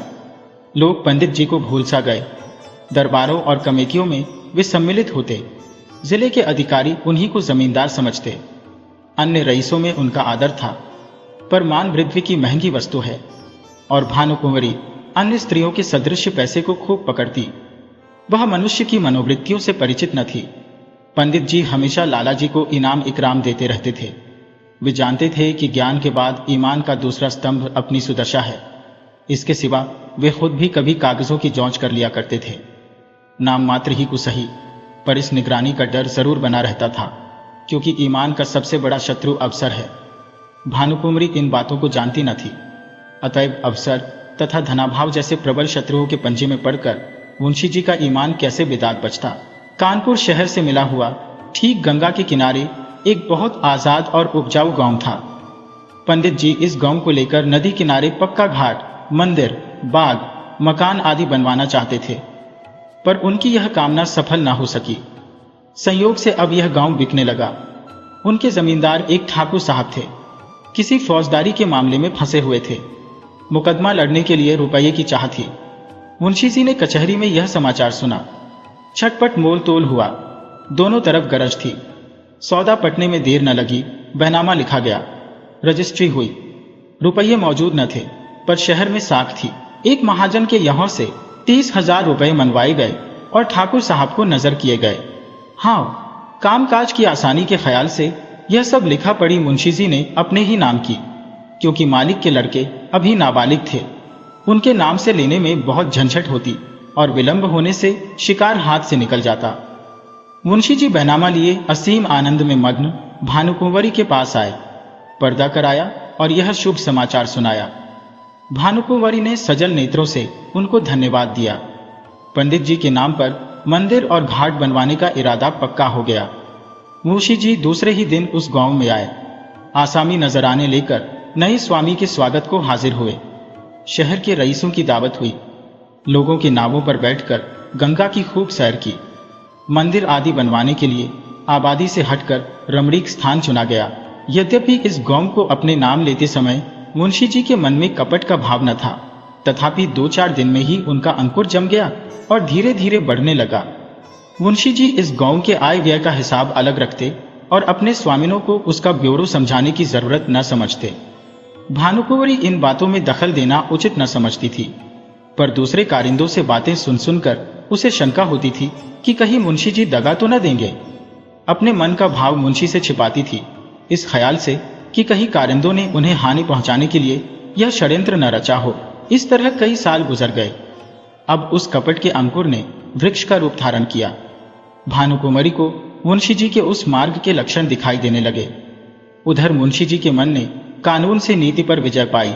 उन्होंने अपने मन में फैसला किया कि गांव मेरा है। हाँ, मैं भानुकुंवरी का 30,000 का ऋणी अवश्य हो। वे बहुत करेंगी तो अपने रुपये ले लेंगी, और क्या कर सकती है। मगर दोनों तरफ यह आग अंदर ही अंदर सुलगती रही। मुंशी जी अस्त्र सज्जित होकर आक्रमण के इंतजार में थे और भानुकुंवरी इसके लिए अवसर ढूंढ रही थी। एक दिन उसने साहस करके मुंशी जी को अंदर बुलाया और कहा, लाला जी, बरगदा के मंदिर का काम कब से लगवाइएगा? उसे लिए 8 साल हो गए। अब काम लग जाए तो अच्छा हो। जिंदगी का कौन ठिकाना है, जो काम करना है उसे कर ही डालना चाहिए। इस ढंग से इस विषय को उठाकर भानुकुंवरी ने अपनी चतुराई का अच्छा परिचय दिया। मुंशी जी भी दिल में इसके कायल हो गए। जरा सोच कर बोले, इरादा तो मेरा कई बार हुआ, पर मौके की जमीन नहीं मिलती। गंगा तट की जमीन असामियों के जोत में है और वे किसी तरह छोड़ने पर राजी नहीं। भानुकुंवरी, यह बात तो आज मुझे मालूम हुई। 8 साल हुए। इस गांव के विषय में आपने कभी भूल कर भी दी तो चर्चा नहीं की। मालूम नहीं कितनी तहसील है, क्या मुनाफा है, कैसा गांव है, कुछ सेर होती है या नहीं। जो कुछ करते हैं आप ही करते हैं और करेंगे, पर मुझे भी तो मालूम होना चाहिए। मुंशी जी संभल उठे। उन्हें मालूम हो गया कि इस चतुर स्त्री से बाजी ले जाना मुश्किल है। गांव लेना ही है तो अब क्या डर। खुलकर बोले, आपको इससे कोई सरोकार न था, इसलिए मैंने व्यर्थ कष्ट देना मुनासिब न समझा। भानुकुंवरी के हृदय में कुठार सा लगा। पर्दे से निकल आई और मुंशी जी की तरफ तेज आंखों से देखकर बोली, आप क्या कहते हैं? आपने गांव मेरे लिए लिया था या अपने लिए? रुपए मैंने दिए या आपने? उस पर जो खर्च पड़ा वह मेरा था या आपका? मेरी समझ में नहीं आता कि आप कैसी बातें करते हैं। मुंशी जी ने सावधानी से जवाब दिया, यह तो आप जानती हैं कि गांव हमारे नाम से बसा हुआ है। रुपया जरूर आपका लगा, पर मैं उसका देनदार हूं। रहा तहसील वसूल का खर्च, यह सब मैंने अपने पास से दिया है। उसका हिसाब किताब, आय व्यय सब रखता गया हूं। भानुकुंवरी ने क्रोध से कांपते हुए कहा, इस कपट का फल आपको अवश्य मिलेगा। आप इस निर्दयता से मेरे बच्चों का गला नहीं काट सकते। मुझे नहीं मालूम था कि आपने हृदय में छुरी छिपा रखी है, नहीं तो यह नौबत ही क्यों आती। खैर, अब से मेरी रोकड़ और बही खाता आप कुछ न छुए। हम मेरा जो कुछ होगा ले लूंगी। जाइए, एकांत में बैठकर सोचिए। पाप से किसी का भला नहीं होता। तुम समझते होगे कि बालक अनाथ हैं, इनकी संपत्ति हजम कर लूंगा। इस भूल में न रहना, मैं तुम्हारे घर की ईंट तक बिकवा लूंगी।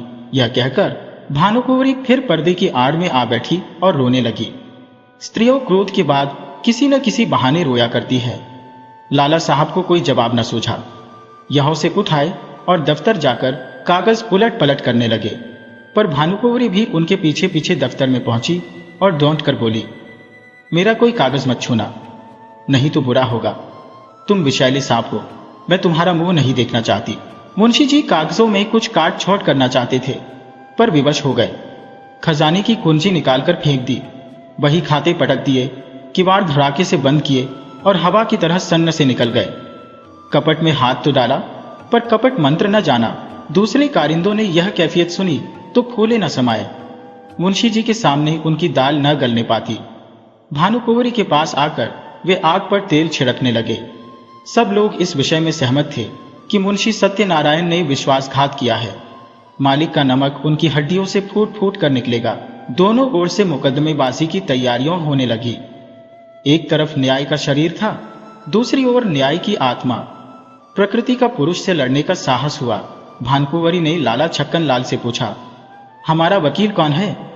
छक्कन लाल ने इधर उधर झोंक कर कहा, वकील तो सेठ जी हैं, पर सत्यनारायण ने उन्हें पहले गौंथ रखा होगा। इस मुकदमे के लिए बड़े होशियार वकील की जरूरत है। मेहरा बाबू की आजकल खूब चल रही है। हाकिम की कलम पकड़ लेते हैं, बोलते हैं तो जैसे मोटर कार छूट जाती है सरकार। और क्या कहें, कई आदमियों को फांसी से उतार लिया है। उनके सामने कोई वकील जबान तो खोल नहीं सकता। सरकार कहे तो वही कर लिया जाए। छक्कन लाल की अत्युक्ति से संदेह पैदा कर लिया। भानुकुंवरी ने कहा, नहीं, पहले सेठ जी से पूछ लिया जाए, उसके बाद देखा जाएगा। आप जाइए, उन्हें बुला लाइए। छक्कन लाल अपनी तकदीर को ठोकते हुए सेठ जी के पास गए। सेठ जी पंडित भृगुदत्त के जीवन काल से ही उनका कानून संबंधी सब काम किया करते थे। मुकदमे का हाल सुना तो सन्नाटे में आ गए। सत्यनारायण को यह बड़ा नेकनियत आदमी समझते थे। उनके पतन से बड़ा खेद हुआ। उसी वक्त आए। भानुकुंवरी ने रो रो कर उनसे अपनी विपत्ति की कथा कही और अपने दोनों लड़कों को उनके सामने खड़ा करके बोली, आप इन अनाथों की रक्षा कीजिए, इन्हें मैं आपको सौंपती हूं। सेठ जी ने समझौते की बात छेड़ी।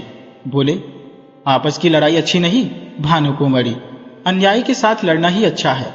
सेठ जी, पर हमारा पक्ष निर्बल है। भानुकुंवरी फिर पर्दे से निकल आई और विस्मित होकर बोली, क्या हमारा पक्ष निर्बल है? दुनिया जानती है कि गांव हमारा है, उसे हमसे कौन ले सकता है? नहीं, मैं सुलह कभी न करूंगी। आप कागजों को देखें, मेरे बच्चों की खातिर यह कष्ट उठाए, आपका परिश्रम निष्फल न जाएगा। सत्यनारायण की नीयत पहले खराब न थी। देखिए, जिस मिति में गांव लिया गया है, उस मिति में 30,000 का क्या खर्च दिखाया गया है। अगर उसने अपने नाम उधार लिखा हो तो देखिए वार्षिक सूद चुकाया गया या नहीं। ऐसे नरपिशाच से मैं कभी सुलह न करूंगी। सेठ जी ने समझ लिया कि इस समय समझाने बुझाने से कुछ काम न चलेगा। कागजात देखी, अभियोग चलाने की तैयारियां होने लगी। मुंशी सत्यनारायण लाल खिसियाए हुए मकान पहुंचे। लड़के ने मिठाई मांगी, उसे पीटा। स्त्री पर इसलिए बरस पड़ी कि उसने क्यों लड़के को उनके पास जाने दिया। अपनी वृद्धा माता को डांट कर कहा, तुमसे इतना भी नहीं हो सकता कि जरा लड़के को बहलाओ। एक तो मैं दिन भर का थका मौदा घर आऊं और फिर लड़के को खिलाऊं। मुझे दुनिया में न और कोई काम है न धंधा। इस तरह घर में बाबैला मचाकर बाहर आए। सोचने लगे, मुझसे बड़ी भूल हुई। मैं कैसा मूर्ख हूं। और इतने दिन तक सारे कागज पत्र अपने हाथ में थे। चाहता कर सकता था, पर हाथ धरे बैठे रहा। आज सिर पर आ पड़ी तो सोची, मैं चाहता तो बही खाते सब नए बना सकता था, जिसमें इस गांव का और रुपये का जिक्र ही ना होता। पर मेरी मूर्खता के कारण घर में आई हुई लक्ष्मी रूठी जाती है। मुझे क्या मालूम था कि वह चुड़ैल मुझसे इस तरह पेश आएगी, कागजों में हाथ तक न लगाने देगी। इसी उधेर बुन में मुंशी जी एकाएक उछल पड़े। एक उपाय सूझ गया, क्यों न कार्यकर्ताओं को मिला लूं। यद्यपि मेरी सख्ती के कारण वे सब मुझसे नाराज थे और इस समय सीधे बात भी न करेंगे, तथापि उनमें ऐसा कोई भी नहीं जो प्रलोभन से मुट्ठी में न आ जाए। हाँ, इसमें रुपए पानी की तरह बहाना पड़ेगा, पर इतना रुपया आएगा कहां से? हाय दुर्भाग्य, 2-4 दिन पहले चेत गया होता तो कोई कठिनाई न पड़ती। क्या जानता था कि वह डाइन इस तरह वज्र प्रहार करेगी। बस अब एक ही उपाय है, किसी तरह कागजात गुम कर दूं। बड़ी जोखिम का काम है, पर करना ही पड़ेगा। दुष्कामनाओं के सामने एक बार सिर झुकाने पर फिर संभलना कठिन हो जाता है। पाप के अथाह दलदल में जहो एक बार पड़े कि फिर प्रतिक्षण नीचे ही चले जाते हैं। मुंशी सत्यनारायण सा विचारशील मनुष्य इस समय इस फिक्र में था कि कैसे सेंध लगा पाऊं। मुंशी जी ने सोचा, क्या सेंध लगाना आसान है? इसके वास्ते कितनी चतुरता, कितना साहब, कितनी बुद्धि, कितनी वीरता चाहिए। कौन कहता है कि चोरी करना आसान काम है। मैं जो कहीं पकड़ा गया तो मरने के सिवा और कोई मार्ग न रहेगा। बहुत सोचने विचारने पर भी मुंशी जी को अपने ऊपर ऐसा दुस्साहस कर सकने का विश्वास न हो सका। हाँ, इसमें सुगम एक दूसरी तदबीर नजर आई। क्यों न दफ्तर में आग लगा दूं? एक बोतल मिट्टी का तेल और दियासलाई की जरूरत है, किसी बदमाश को मिला लूं। मगर यह क्या मालूम कि वही उसी कमरे में रखी है या नहीं। चुड़ैल ने उसे जरूर अपने पास रखिया होगा। नहीं, आग लगाना गुनाह बेलज्जत होगा। बहुत देर मुंशी जी करवटें बदलते रहे, नए नए मंसूबे सोचते, पर फिर अपने ही तर्कों से काट देते। वर्षा काल में बादलों की नई नई सूरतें बनती और फिर हवा के बेग से बिगड़ जाती हैं। वही दशा इस समय उनके मंसूबों की हो रही थी। पर इस मानसिक अशांति में भी एक विचार पूर्ण रूप से स्थिर था। किसी तरह इन कागजात को अपने हाथ में लाना चाहिए। काम कठिन है, माना, पर हिम्मत न थी तो रार क्यों बोल ली। क्या 30,000 की जायदाद दाल भात का कौर है? चाहे जिस तरह हो, चोर बने बिना काम नहीं चल सकता। आखिर जो लोग चोरियां करते हैं वे भी तो मनुष्य ही होते हैं। बस एक छल्लों का काम है। अगर पार हो गए तो राज करेंगे, गिर पड़े तो जान से हाथ धोएंगे। रात के 10 बज गए। मुंशी सत्यनारायण पूंजियों का एक गुच्छा कमर में दबाए घर से बाहर निकले। द्वार पर थोड़ा सा पुआल रखा हुआ था। उसे देखते ही वे चौंक पड़े। मारे डर के छाती धड़कने लगी। जान पड़ा कि कोई छिपा बैठा है। कदम रुक गए। पुआल की तरफ ध्यान से देखा, उसमें बिल्कुल हरकत न हुई। तब हिम्मत बौंधी, आगे बढ़े और मन को समझाने लगे, मैं कैसा बौखला हूं। अपने द्वार पर किसका डर और सड़क पर भी मुझे किसका डर है। मैं अपनी राह जाता हूं, कोई मेरी तरफ तिरछी आंख से नहीं देख सकता। हाँ, जब मुझे सेंध लगाते देख ले, नहीं पकड़ ले, तब अलबत्ते डरने की बात है। तिस पर भी बचाव की युक्ति निकल सकती है। अकस्मात उन्होंने भानुकुंवरी के एक चपरासी को आते हुए देखा। कलेजा धड़क उठा। लपक कर एक अंधेरी गली में घुस गए। बड़ी देर तक वह खड़े रहे। जब वह सिपाही आंखों से ओझल हो गया तब फिर सड़क पर आए। वह सिपाही आज सुबह तक इनका गुलाम था। उसे उन्होंने कितनी ही बार गालियां दी थी, लातें मारी थी, पर आज उसे देखकर उनके प्राण सूख गए। उन्होंने फिर तर्क की शरण ली। मैं मानो भंग खाकर आया हूं। इस चपरासी से इतना डरा मानो कि वह मुझे देख लेता, पर मेरा कर क्या सकता था। हजारों आदमी रास्ता चल रहे हैं, उन्हीं में मैं भी एक हूं। क्या वह अंतर्यामी है? सबके हृदय का हाल जानता है। मुझे देखकर वह अदब से सलाम करता और वहों का कुछ हाल भी कहता, पर मैं उससे ऐसा डरा कि सूरत तक न दिखाई। इस तरह मन को समझाकर वे आगे बढ़े। सच है, पाप के पंजों में फंसा हुआ मन पतझड़ का पत्ता है जो हवा के जरा से झोंके से गिर पड़ता है। मुंशी जी बाजार पहुंचे। अधिकतर दुकानें बंद हो चुकी थी। उनमें सौंठ और गायें बैठी हुई जुगाली कर रही थी। केवल हलवाइयों की दुकानें खुली थी और कहीं कहीं गजरे वाले हार की होंक लगाते फिरते थे। सब हलवाई मुंशी जी को पहचानते थे, अतएव मुंशी जी ने सिर झुका लिया, कुछ चाल बदली और लपकते हुए चले। एकाएक उन्हें एक बग्घी आती दिखाई दी। यह सेठ बल्लभदास सवकीर की बग्घी थी। इसमें बैठकर हजारों बार सेठ जी के साथ कचहरी गए थे, पर आज वह बग्घी कालदेव के समान भयंकर मालूम हुई। फौरन एक खाली दुकान पर चढ़ गए। वह विश्राम करने वाले सौंड ने समझा वे मुझे पदच्युत करने आए हैं। माथा झुकाए फुकारता हुआ उठ बैठा, पर इसी बीच में बग्घी निकल गई और मुंशी जी की जान में जान आई। अब कि उन्होंने तर्क का आश्रय न लिया। समझ गए कि इस समय इससे कोई लाभ नहीं। खैरियत यह हुई कि वकील ने देखा नहीं। यह एक घाघ है, मेरे चेहरे से ताड़ जाता। कुछ विद्वानों का कथन है कि मनुष्य की स्वाभाविक प्रवृत्ति पाप की ओर होती है, पर यह कोरा अनुमान ही अनुमान है, अनुभव सिद्ध बात नहीं। सच बात तो यह है कि मनुष्य स्वभावतः पाप भीरू होता है, और हम प्रत्यक्ष देख रहे हैं कि पाप से उसे कैसी घृणा होती है। एक फरलांग आगे चलकर मुंशी जी को एक गली मिली। वह भानुकुंवरी के घर का एक रास्ता था। धुंधली सी लालटेन जल रही थी। जैसा मुंशी जी ने अनुमान किया था, पहरेदार का पता न था। अस्तबल में चमारों के यहों नाच हो रहा था। कई चमारे ने बनाव सिंगार करके नाच रही थी। चमार मृदंग बजा बजाकर गाते थे, ना ही घरे श्याम घेरी आए बदरा, सोवत रहियो सपन एक दिखियो रामा, खुली गई नींद धड़क गई कजरा। ना ही घरे श्याम घेरी आए बदरा। दोनों पहरेदार वही तमाशा देख रहे थे। मुंशी जी दबे पांव लालटेन के पास गए और जिस तरह बिल्ली चूहे पर झपटती है उसी तरह उन्होंने झपट कर लालटेन को बुझा दिया। एक पड़ाव पूरा हो गया, पर वे उस कार्य को जितना दुष्कर समझते थे उतना न जान पड़ा। हृदय कुछ मजबूत हुआ। दफ्तर के बरामदे में पहुंचे और खूब कान लगाकर आहट ली। चारों ओर सन्नाटा छाया हुआ था, केवल चमारों का कोलाहल सुनाई देता था। इस समय मुंशी जी के दिल में धड़कन थी, पर सिर धमधम कर रहा था, हाथ पांव कांप रहे थे, सांस बड़े वेग से चल रही थी। शरीर का एक एक रोम, अंग और कान बना हुआ था। वे सजीवता की मूर्ति हो रहे थे। उनमें जितना पौरुष, जितनी चपलता, जितना साहस, जितनी चेतना, जितनी बुद्धि, जितना औसान था, वे सब इस वक्त सजग और सचेत होकर इच्छा शक्ति की सहायता कर रहे थे।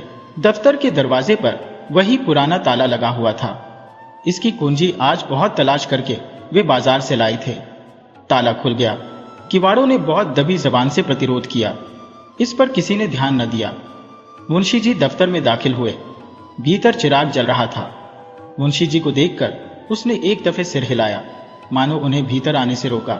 मुंशी जी के पैर थर थर कांप रहे थे। एड़ियों जमीन से उछली पड़ती थी।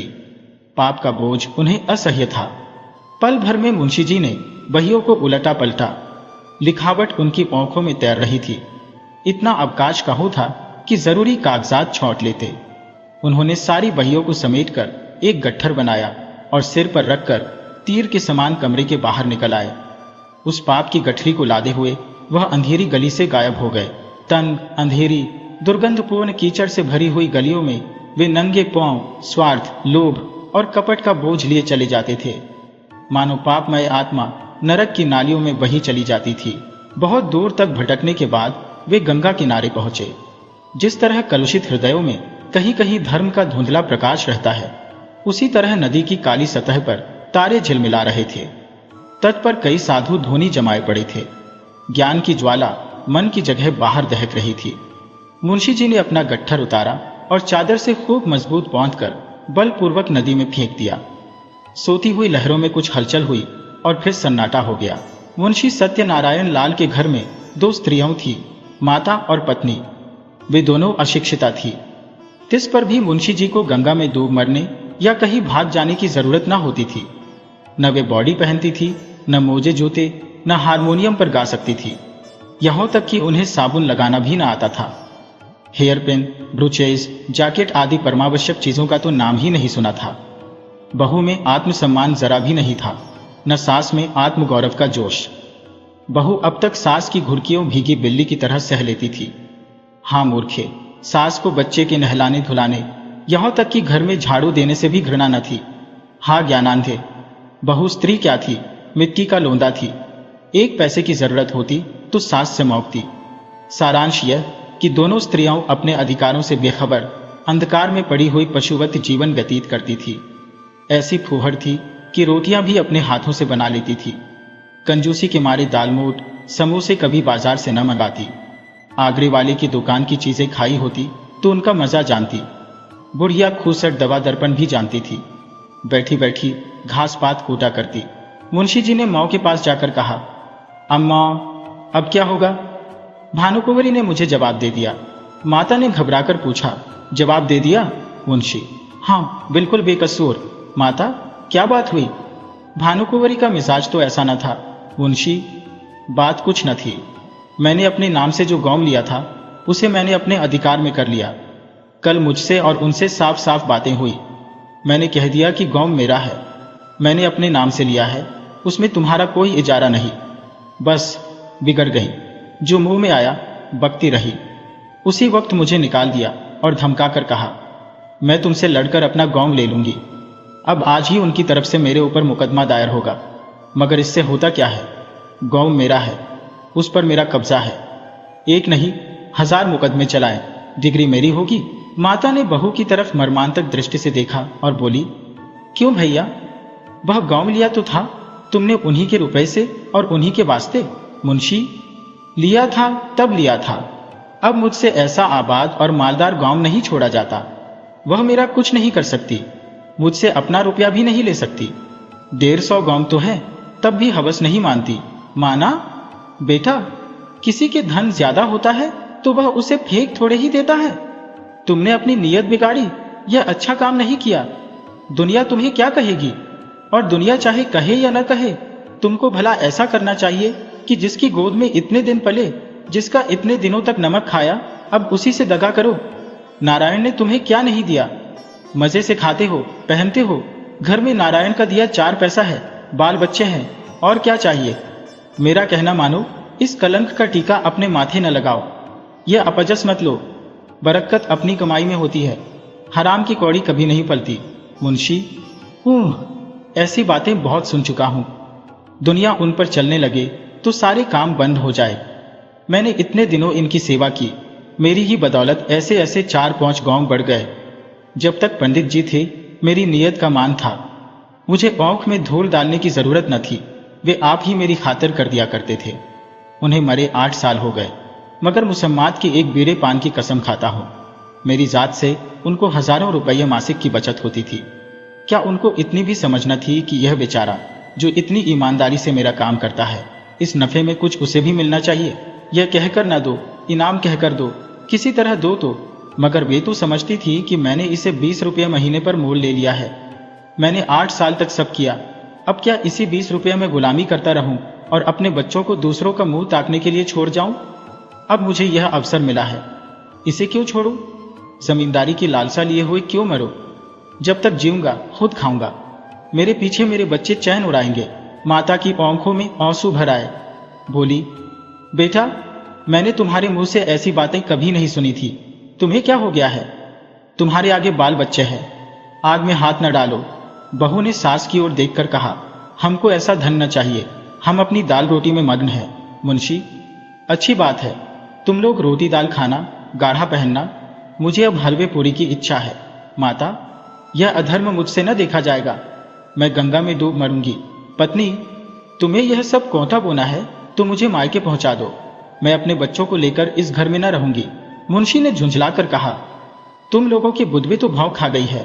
लाखों सरकारी नौकर रात दिन दूसरों का गला दबा दबा कर रिश्वतें लेते हैं और चैन करते हैं। न उनके बाल बच्चों ही को कुछ होता है, न उन्हीं को हैजा पकड़ता है। अधर्म उनको क्यों नहीं खा जाता जो मुझी को खा जाएगा? मैंने तो सत्यवादियों को सदा दुख झेलते ही देखा है।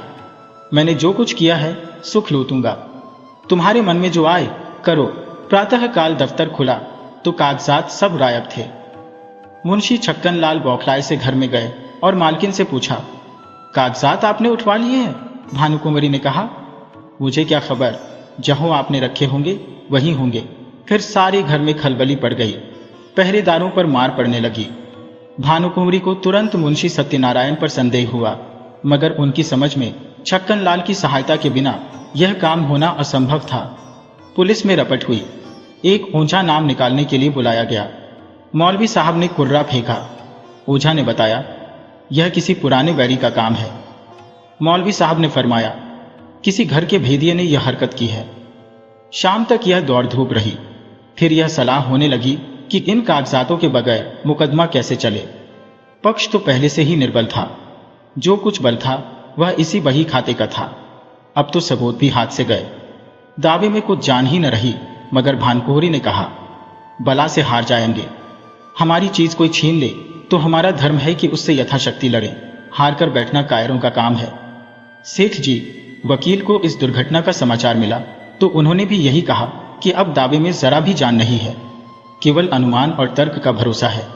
अदालत ने माना तो माना, नहीं तो हार माननी पड़ेगी। पर भानुकुंवरी ने एक न मानी।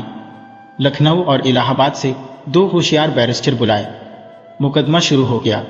सारे शहर में इस मुकदमे की धूम थी। कितने ही रईसों को भानुकुंवरी ने साथी बनाया था। मुकदमा शुरू होने के समय हजारों आदमियों की भीड़ हो जाती थी। लोगों के इस खिंचाव का मुख्य कारण यह था कि भानुकुंवरी एक पर्दे की आड़ में बैठी हुई अदालत की कार्रवाई देखा करती थी, क्योंकि उसे अब अपने नौकरों पर जरा भी विश्वास न था। वादी बैरिस्टर ने एक बड़ी मार्मिक वक्तृता दी। उसने सत्यनारायण की पूर्वावस्था का खूब अच्छा चित्र खींचा। उसने दिखलाया कि वे कैसे स्वामी भक्त, कैसे कार्यकुशल, कैसे कर्मशील थे, और स्वर्गवासी पंडित भृगुदत्त का उस पर पूर्ण विश्वास हो जाना किस तरह स्वाभाविक था। इसके बाद उसने सिद्ध किया कि मुंशी सत्यनारायण की आर्थिक व्यवस्था कभी ऐसी न थी कि वे इतना धन संचय करते। अंत में उसने मुंशी जी की स्वार्थपरता, कूटनीति, निर्दयता और विश्वासघातकता का ऐसा घृणोत्पादक चित्र खींचा कि लोग मुंशी जी को गोलियां देने लगे। इसके साथ ही उसने पंडित जी के अनाथ बालकों की दशा का बड़ा करुणोत्पादक वर्णन किया। कैसे शोक और लज्जा की बात है कि ऐसा चरित्रवान, ऐसा नीति कुशल मनुष्य इतना गिर जाए कि अपने स्वामी के अनाथ बालकों की गर्दन पर छुरी चलाने पर संकोच न करे। मानव पतन का ऐसा करुण, ऐसा हृदय विदारक उदाहरण मिलना कठिन है। इस कुटिल कार्य के परिणाम की दृष्टि से इस मनुष्य के पूर्व परिचित सद्गुणों का गौरव लुप्त हो जाता है, क्योंकि वे असली मोती नहीं, नकली कौच के दाने थे, जो केवल विश्वास जमाने के निमित्त दर्शाए गए थे। वह केवल सुंदर जाल था जो एक सरल हृदय और छलछन से दूर रहने वाले रईस को फंसाने के लिए फैलाया गया था। इस नर पशु का अंतःकरण कितना अंधकारमय, कितना कपटपूर्ण, कितना कठोर है, और इसकी दुष्टता कितनी घोर, कितनी अपावन है। अपने शत्रु के साथ दया करना एक बार तो क्षम्य है, मगर इस मलिन हृदय मनुष्य ने उन बेकसों के साथ दगा दिया है जिन पर मानव स्वभाव के अनुसार दया करना उचित है। यदि आज हमारे पास वही खाते मौजूद होते, अदालत पर सत्यनारायण की सत्यता स्पष्ट रूप से प्रकट हो जाती, पर मुंशी जी के बर्खास्त होते ही दफ्तर से उनका लुप्त हो जाना भी अदालत के लिए एक बड़ा सबूत है। शहर में कई रईसों ने गवाही दी, पर सुनी सुनाई बातें जिरह में उखड़ गईं। दूसरे दिन फिर मुकदमा पेश हुआ। प्रतिवादी के वकील ने अपनी वक्तृता शुरू की। उसमें गंभीर विचारों की अपेक्षा हास्य का आधिक्य था। यह एक विलक्षण न्याय सिद्धांत है कि किसी धनाढ़ मनुष्य का नौकर जो कुछ खरीदे वह उसके स्वामी की चीज समझी जाए।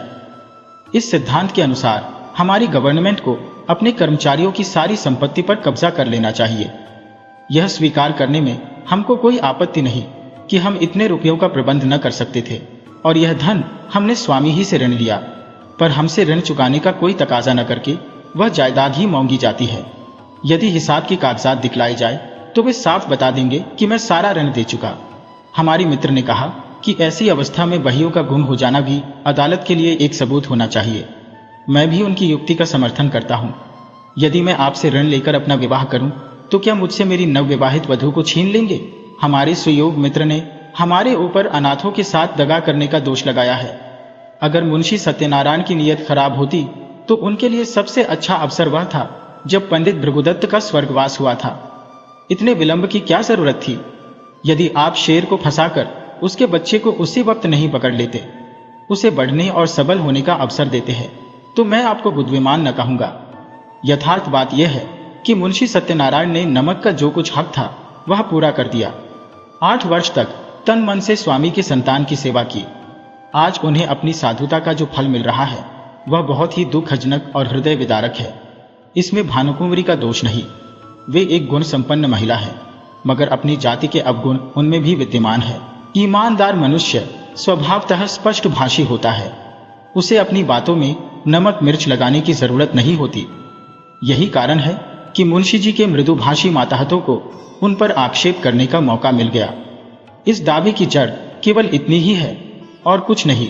भानुकुंवरी यहों उपस्थित है। क्या वे कह सकती है कि इस 8 वर्ष की मुद्दत में कभी इस गांव का जिक्र उनके सामने आया? कभी उसके हानि लाभ, आय व्यय, लेन देन की चर्चा उनसे की गई? मान लीजिए कि मैं गवर्नमेंट का मुलाजिम हूं। यदि मैं आज दफ्तर में आकर अपनी पत्नी के आय व्यय और अपने टहलुओं के टैक्सों का पचड़ा गाने लगूं, तो शायद मुझे शीघ्र ही अपने पद से पृथक होना पड़े, और संभव है कुछ दिनों तक बरेली की अतिथिशाला में भी रखा जाऊं। जिस गांव से भानुकुंवरी का सरोवार न था, उसकी चर्चा उनसे क्यों की जाती? इसके बाद बहुत से गवाह पेश हुए, जिनमें अधिकांश आसपास के देहातों के जमींदार थे। उन्होंने बयान किया कि हमने मुंशी सत्यनारायण असामियों को अपनी दस्तखती रसीदें और अपने नाम से खजाने में रुपया दाखिल करते देखा है। इतने में संध्या हो गई। अदालत ने 1 सप्ताह में फैसला सुनाने का हुक्म दिया। सत्यनारायण को अब अपनी जीत में कोई संदेह न था। वादी पक्ष के गवाह भी उखड़ गए थे और बहस भी सबूत से खाली थी। अब इनकी गिनती भी जमींदारों में होगी और संभव है यह कुछ दिनों में रईस कहलाने लगेंगे। पर किसी न किसी कारण से अब शहर के गणमान्य पुरुषों से आंखें मिलाते शर्माते थे। उन्हें देखते ही उनका सिर नीचा हो जाता था। वह मन में डरते थे कि वे लोग कहीं इस विषय पर कुछ पूछताछ न कर बैठें। वह बाजार में निकलते तो दुकानदारों में कुछ खानाफूसी होने लगती और लोग उन्हें तिरछी दृष्टि से देखने लगते। अब तक लोग उन्हें विवेकशील और सच्चरित्र मनुष्य समझते। शहर के धनी मानी उन्हें इज्जत की निगाह से देखते और उनका बड़ा आदर करते थे। यद्यपि मुंशी जी को अब तक इनसे टेढ़ी तिरछी सुनने का संयोग न पड़ा था, तथापि उनका मन कहता था कि सच्ची बात किसी से छिपी नहीं है। चाहे अदालत से उनकी जीत हो जाए, पर उनकी साख अब जाती रही। अब उन्हें लोग स्वार्थी, कपटी और दगाबाज समझेंगे। दूसरों की बात तो अलग रही, स्वयं उनके घर वाले उनकी उपेक्षा करते थे। बूढ़ी माता ने 3 दिन से मुंह में पानी नहीं डाला। स्त्री बार बार हाथ जोड़कर कहती थी कि अपने प्यारे बालकों पर दया करो, बुरे काम का फल कभी अच्छा नहीं होता, नहीं तो पहले मुझी को विष खिला दो। जिस दिन फैसला सुनाया जाने वाला था, प्रातःकाल एक कुंजड़िन तरकारियां लेकर आई और मुंशियाइन से बोली, बहू जी, हमने बाजार में एक बात सुनी है, बुरा न मानो तो कहूं। जिसको देखो उसके मुंह से यही बात निकलती है कि लाला बाबू ने जालसाजी से पंडिताइन का कोई हल्का ले लिया। हमें तो इस पर यकीन नहीं आता। लाला बाबू ने न संभाला होता तो अब तक पंडिताइन का कहीं पता न लगता, एक अंगुल जमीन न बचती। इन्हीं में एक सरदार था कि सबको संभाल लिया, तो क्या अब उन्हीं के साथ बदी करेंगे?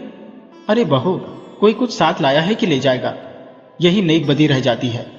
बुरे का फल बुरा होता है। आदमी न देखे पर अल्लाह सब कुछ देखता है। बहू जी पर घड़ों पानी पड़ गया।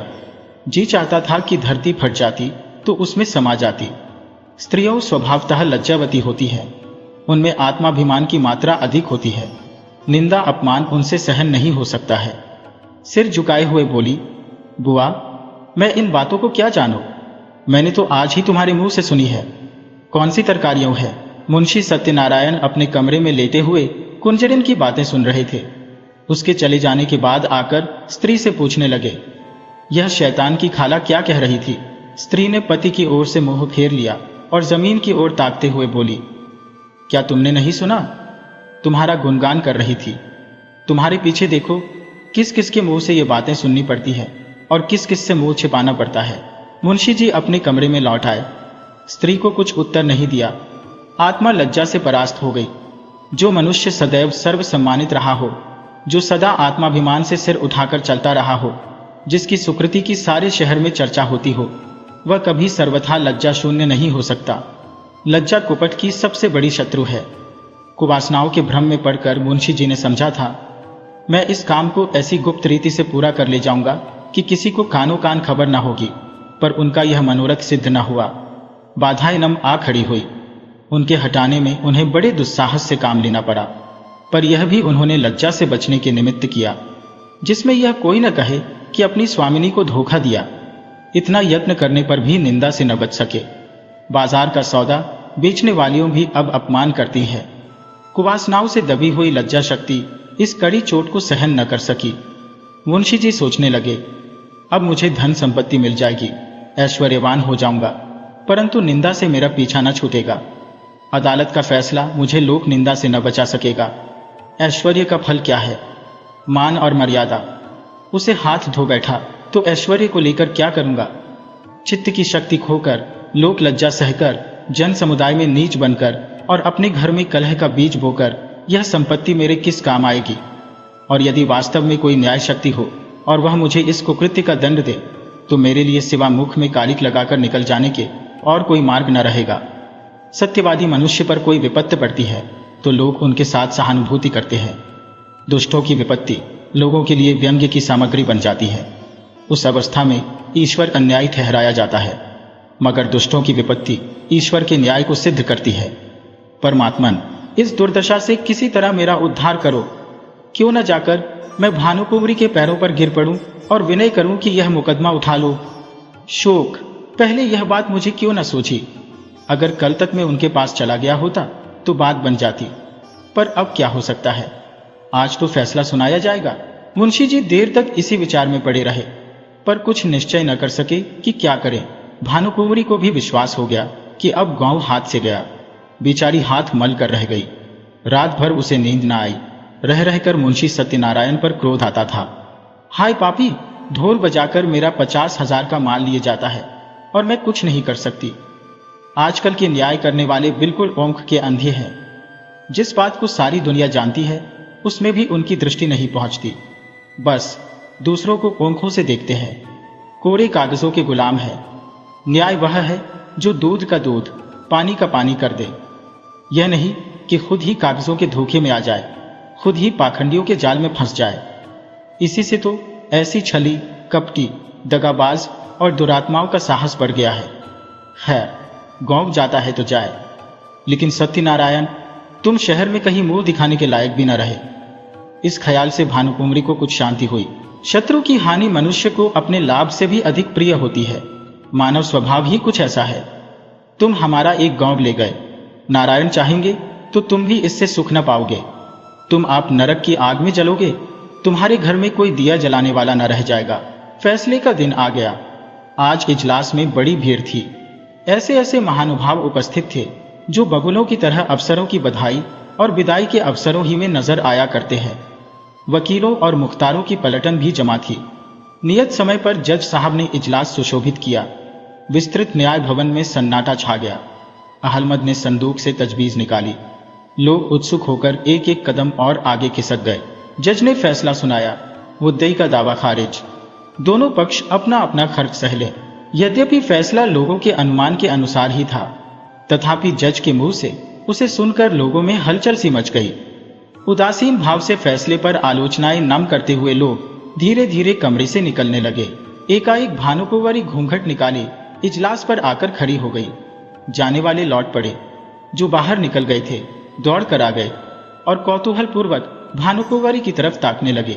भानुकुंवरी ने कंपित स्वर में जज से कहा, सरकार, यदि हुक्म दें तो मैं मुंशी जी से कुछ पूछूं। यद्यपि यह बात नियम के विरुद्ध थी, तथापि जज ने दयापूर्वक आज्ञा दे दी। तब भानुकुंवरी ने सत्यनारायण की तरफ देखकर कहा, लाला जी, सरकार ने तुम्हारी डिग्री तो कर ही दी, गौ तुम्हें मुबारक रहे, मगर ईमान आदमी का सब कुछ है। ईमान से कह दो, गौ किसका है? हजारों आदमी यह प्रश्न सुनकर कौतूहल से सत्यनारायण की तरफ देखने लगे। मुंशी जी विचार सागर में डूब गए। हृदय में संकल्प और विकल्प में घोर संग्राम होने लगा। हजारों मनुष्यों की आंखें उनकी तरफ जमी हुई थी। यथार्थ बात अब किसी से छिपी न थी। इतने आदमियों के सामने असत्य बात मुंह से निकल न सकी। लज्जा से जबान बंद कर ली। मेरा कहने में काम बनता था, कोई बात न थी, किंतु घोरतम पाप का दंड समाज दे सकता है, उसके मिलने का पूरा भय था। आपका कहने से काम बिगड़ता था। जीती चिताई बाजी हाथ से निकली जाती थी। सर्वोत्कृष्ट काम के लिए समाज से जो इनाम मिल सकता है, उसके मिलने की पूरी आशा थी। आशा के भय को जीत लिया। उन्हें ऐसा प्रतीत हुआ जैसे ईश्वर ने मुझे अपना मुख उज्ज्वल करने का यह अंतिम अवसर दिया है। मैं अब भी मानव सम्मान का पात्र बन सकता हूँ, अब अपनी आत्मा की रक्षा कर सकता हूँ।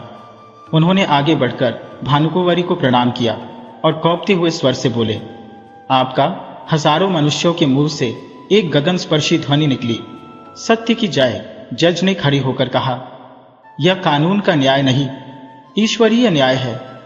इसे कथा न समझिएगा, यह सच्ची घटना है। भानुकुंवरी और सत्यनारायण अब भी जीवित है। मुंशी जी के इस नैतिक साहस पर लोग मुग्ध हो गए। मानवीय न्याय पर ईश्वरीय न्याय ने जो विलक्षण विजय पाई, उसकी चर्चा शहर भर में महीनों रही।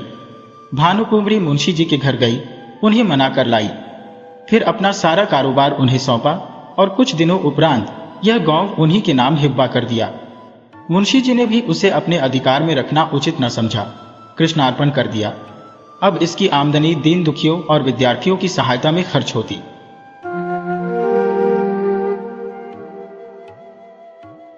वीडियो अच्छी लगी हो तो इसे लाइक करें और ऐसी ही मजेदार कहानियों के लिए चैनल को सब्सक्राइब करें और बेल आइकन दबाएं।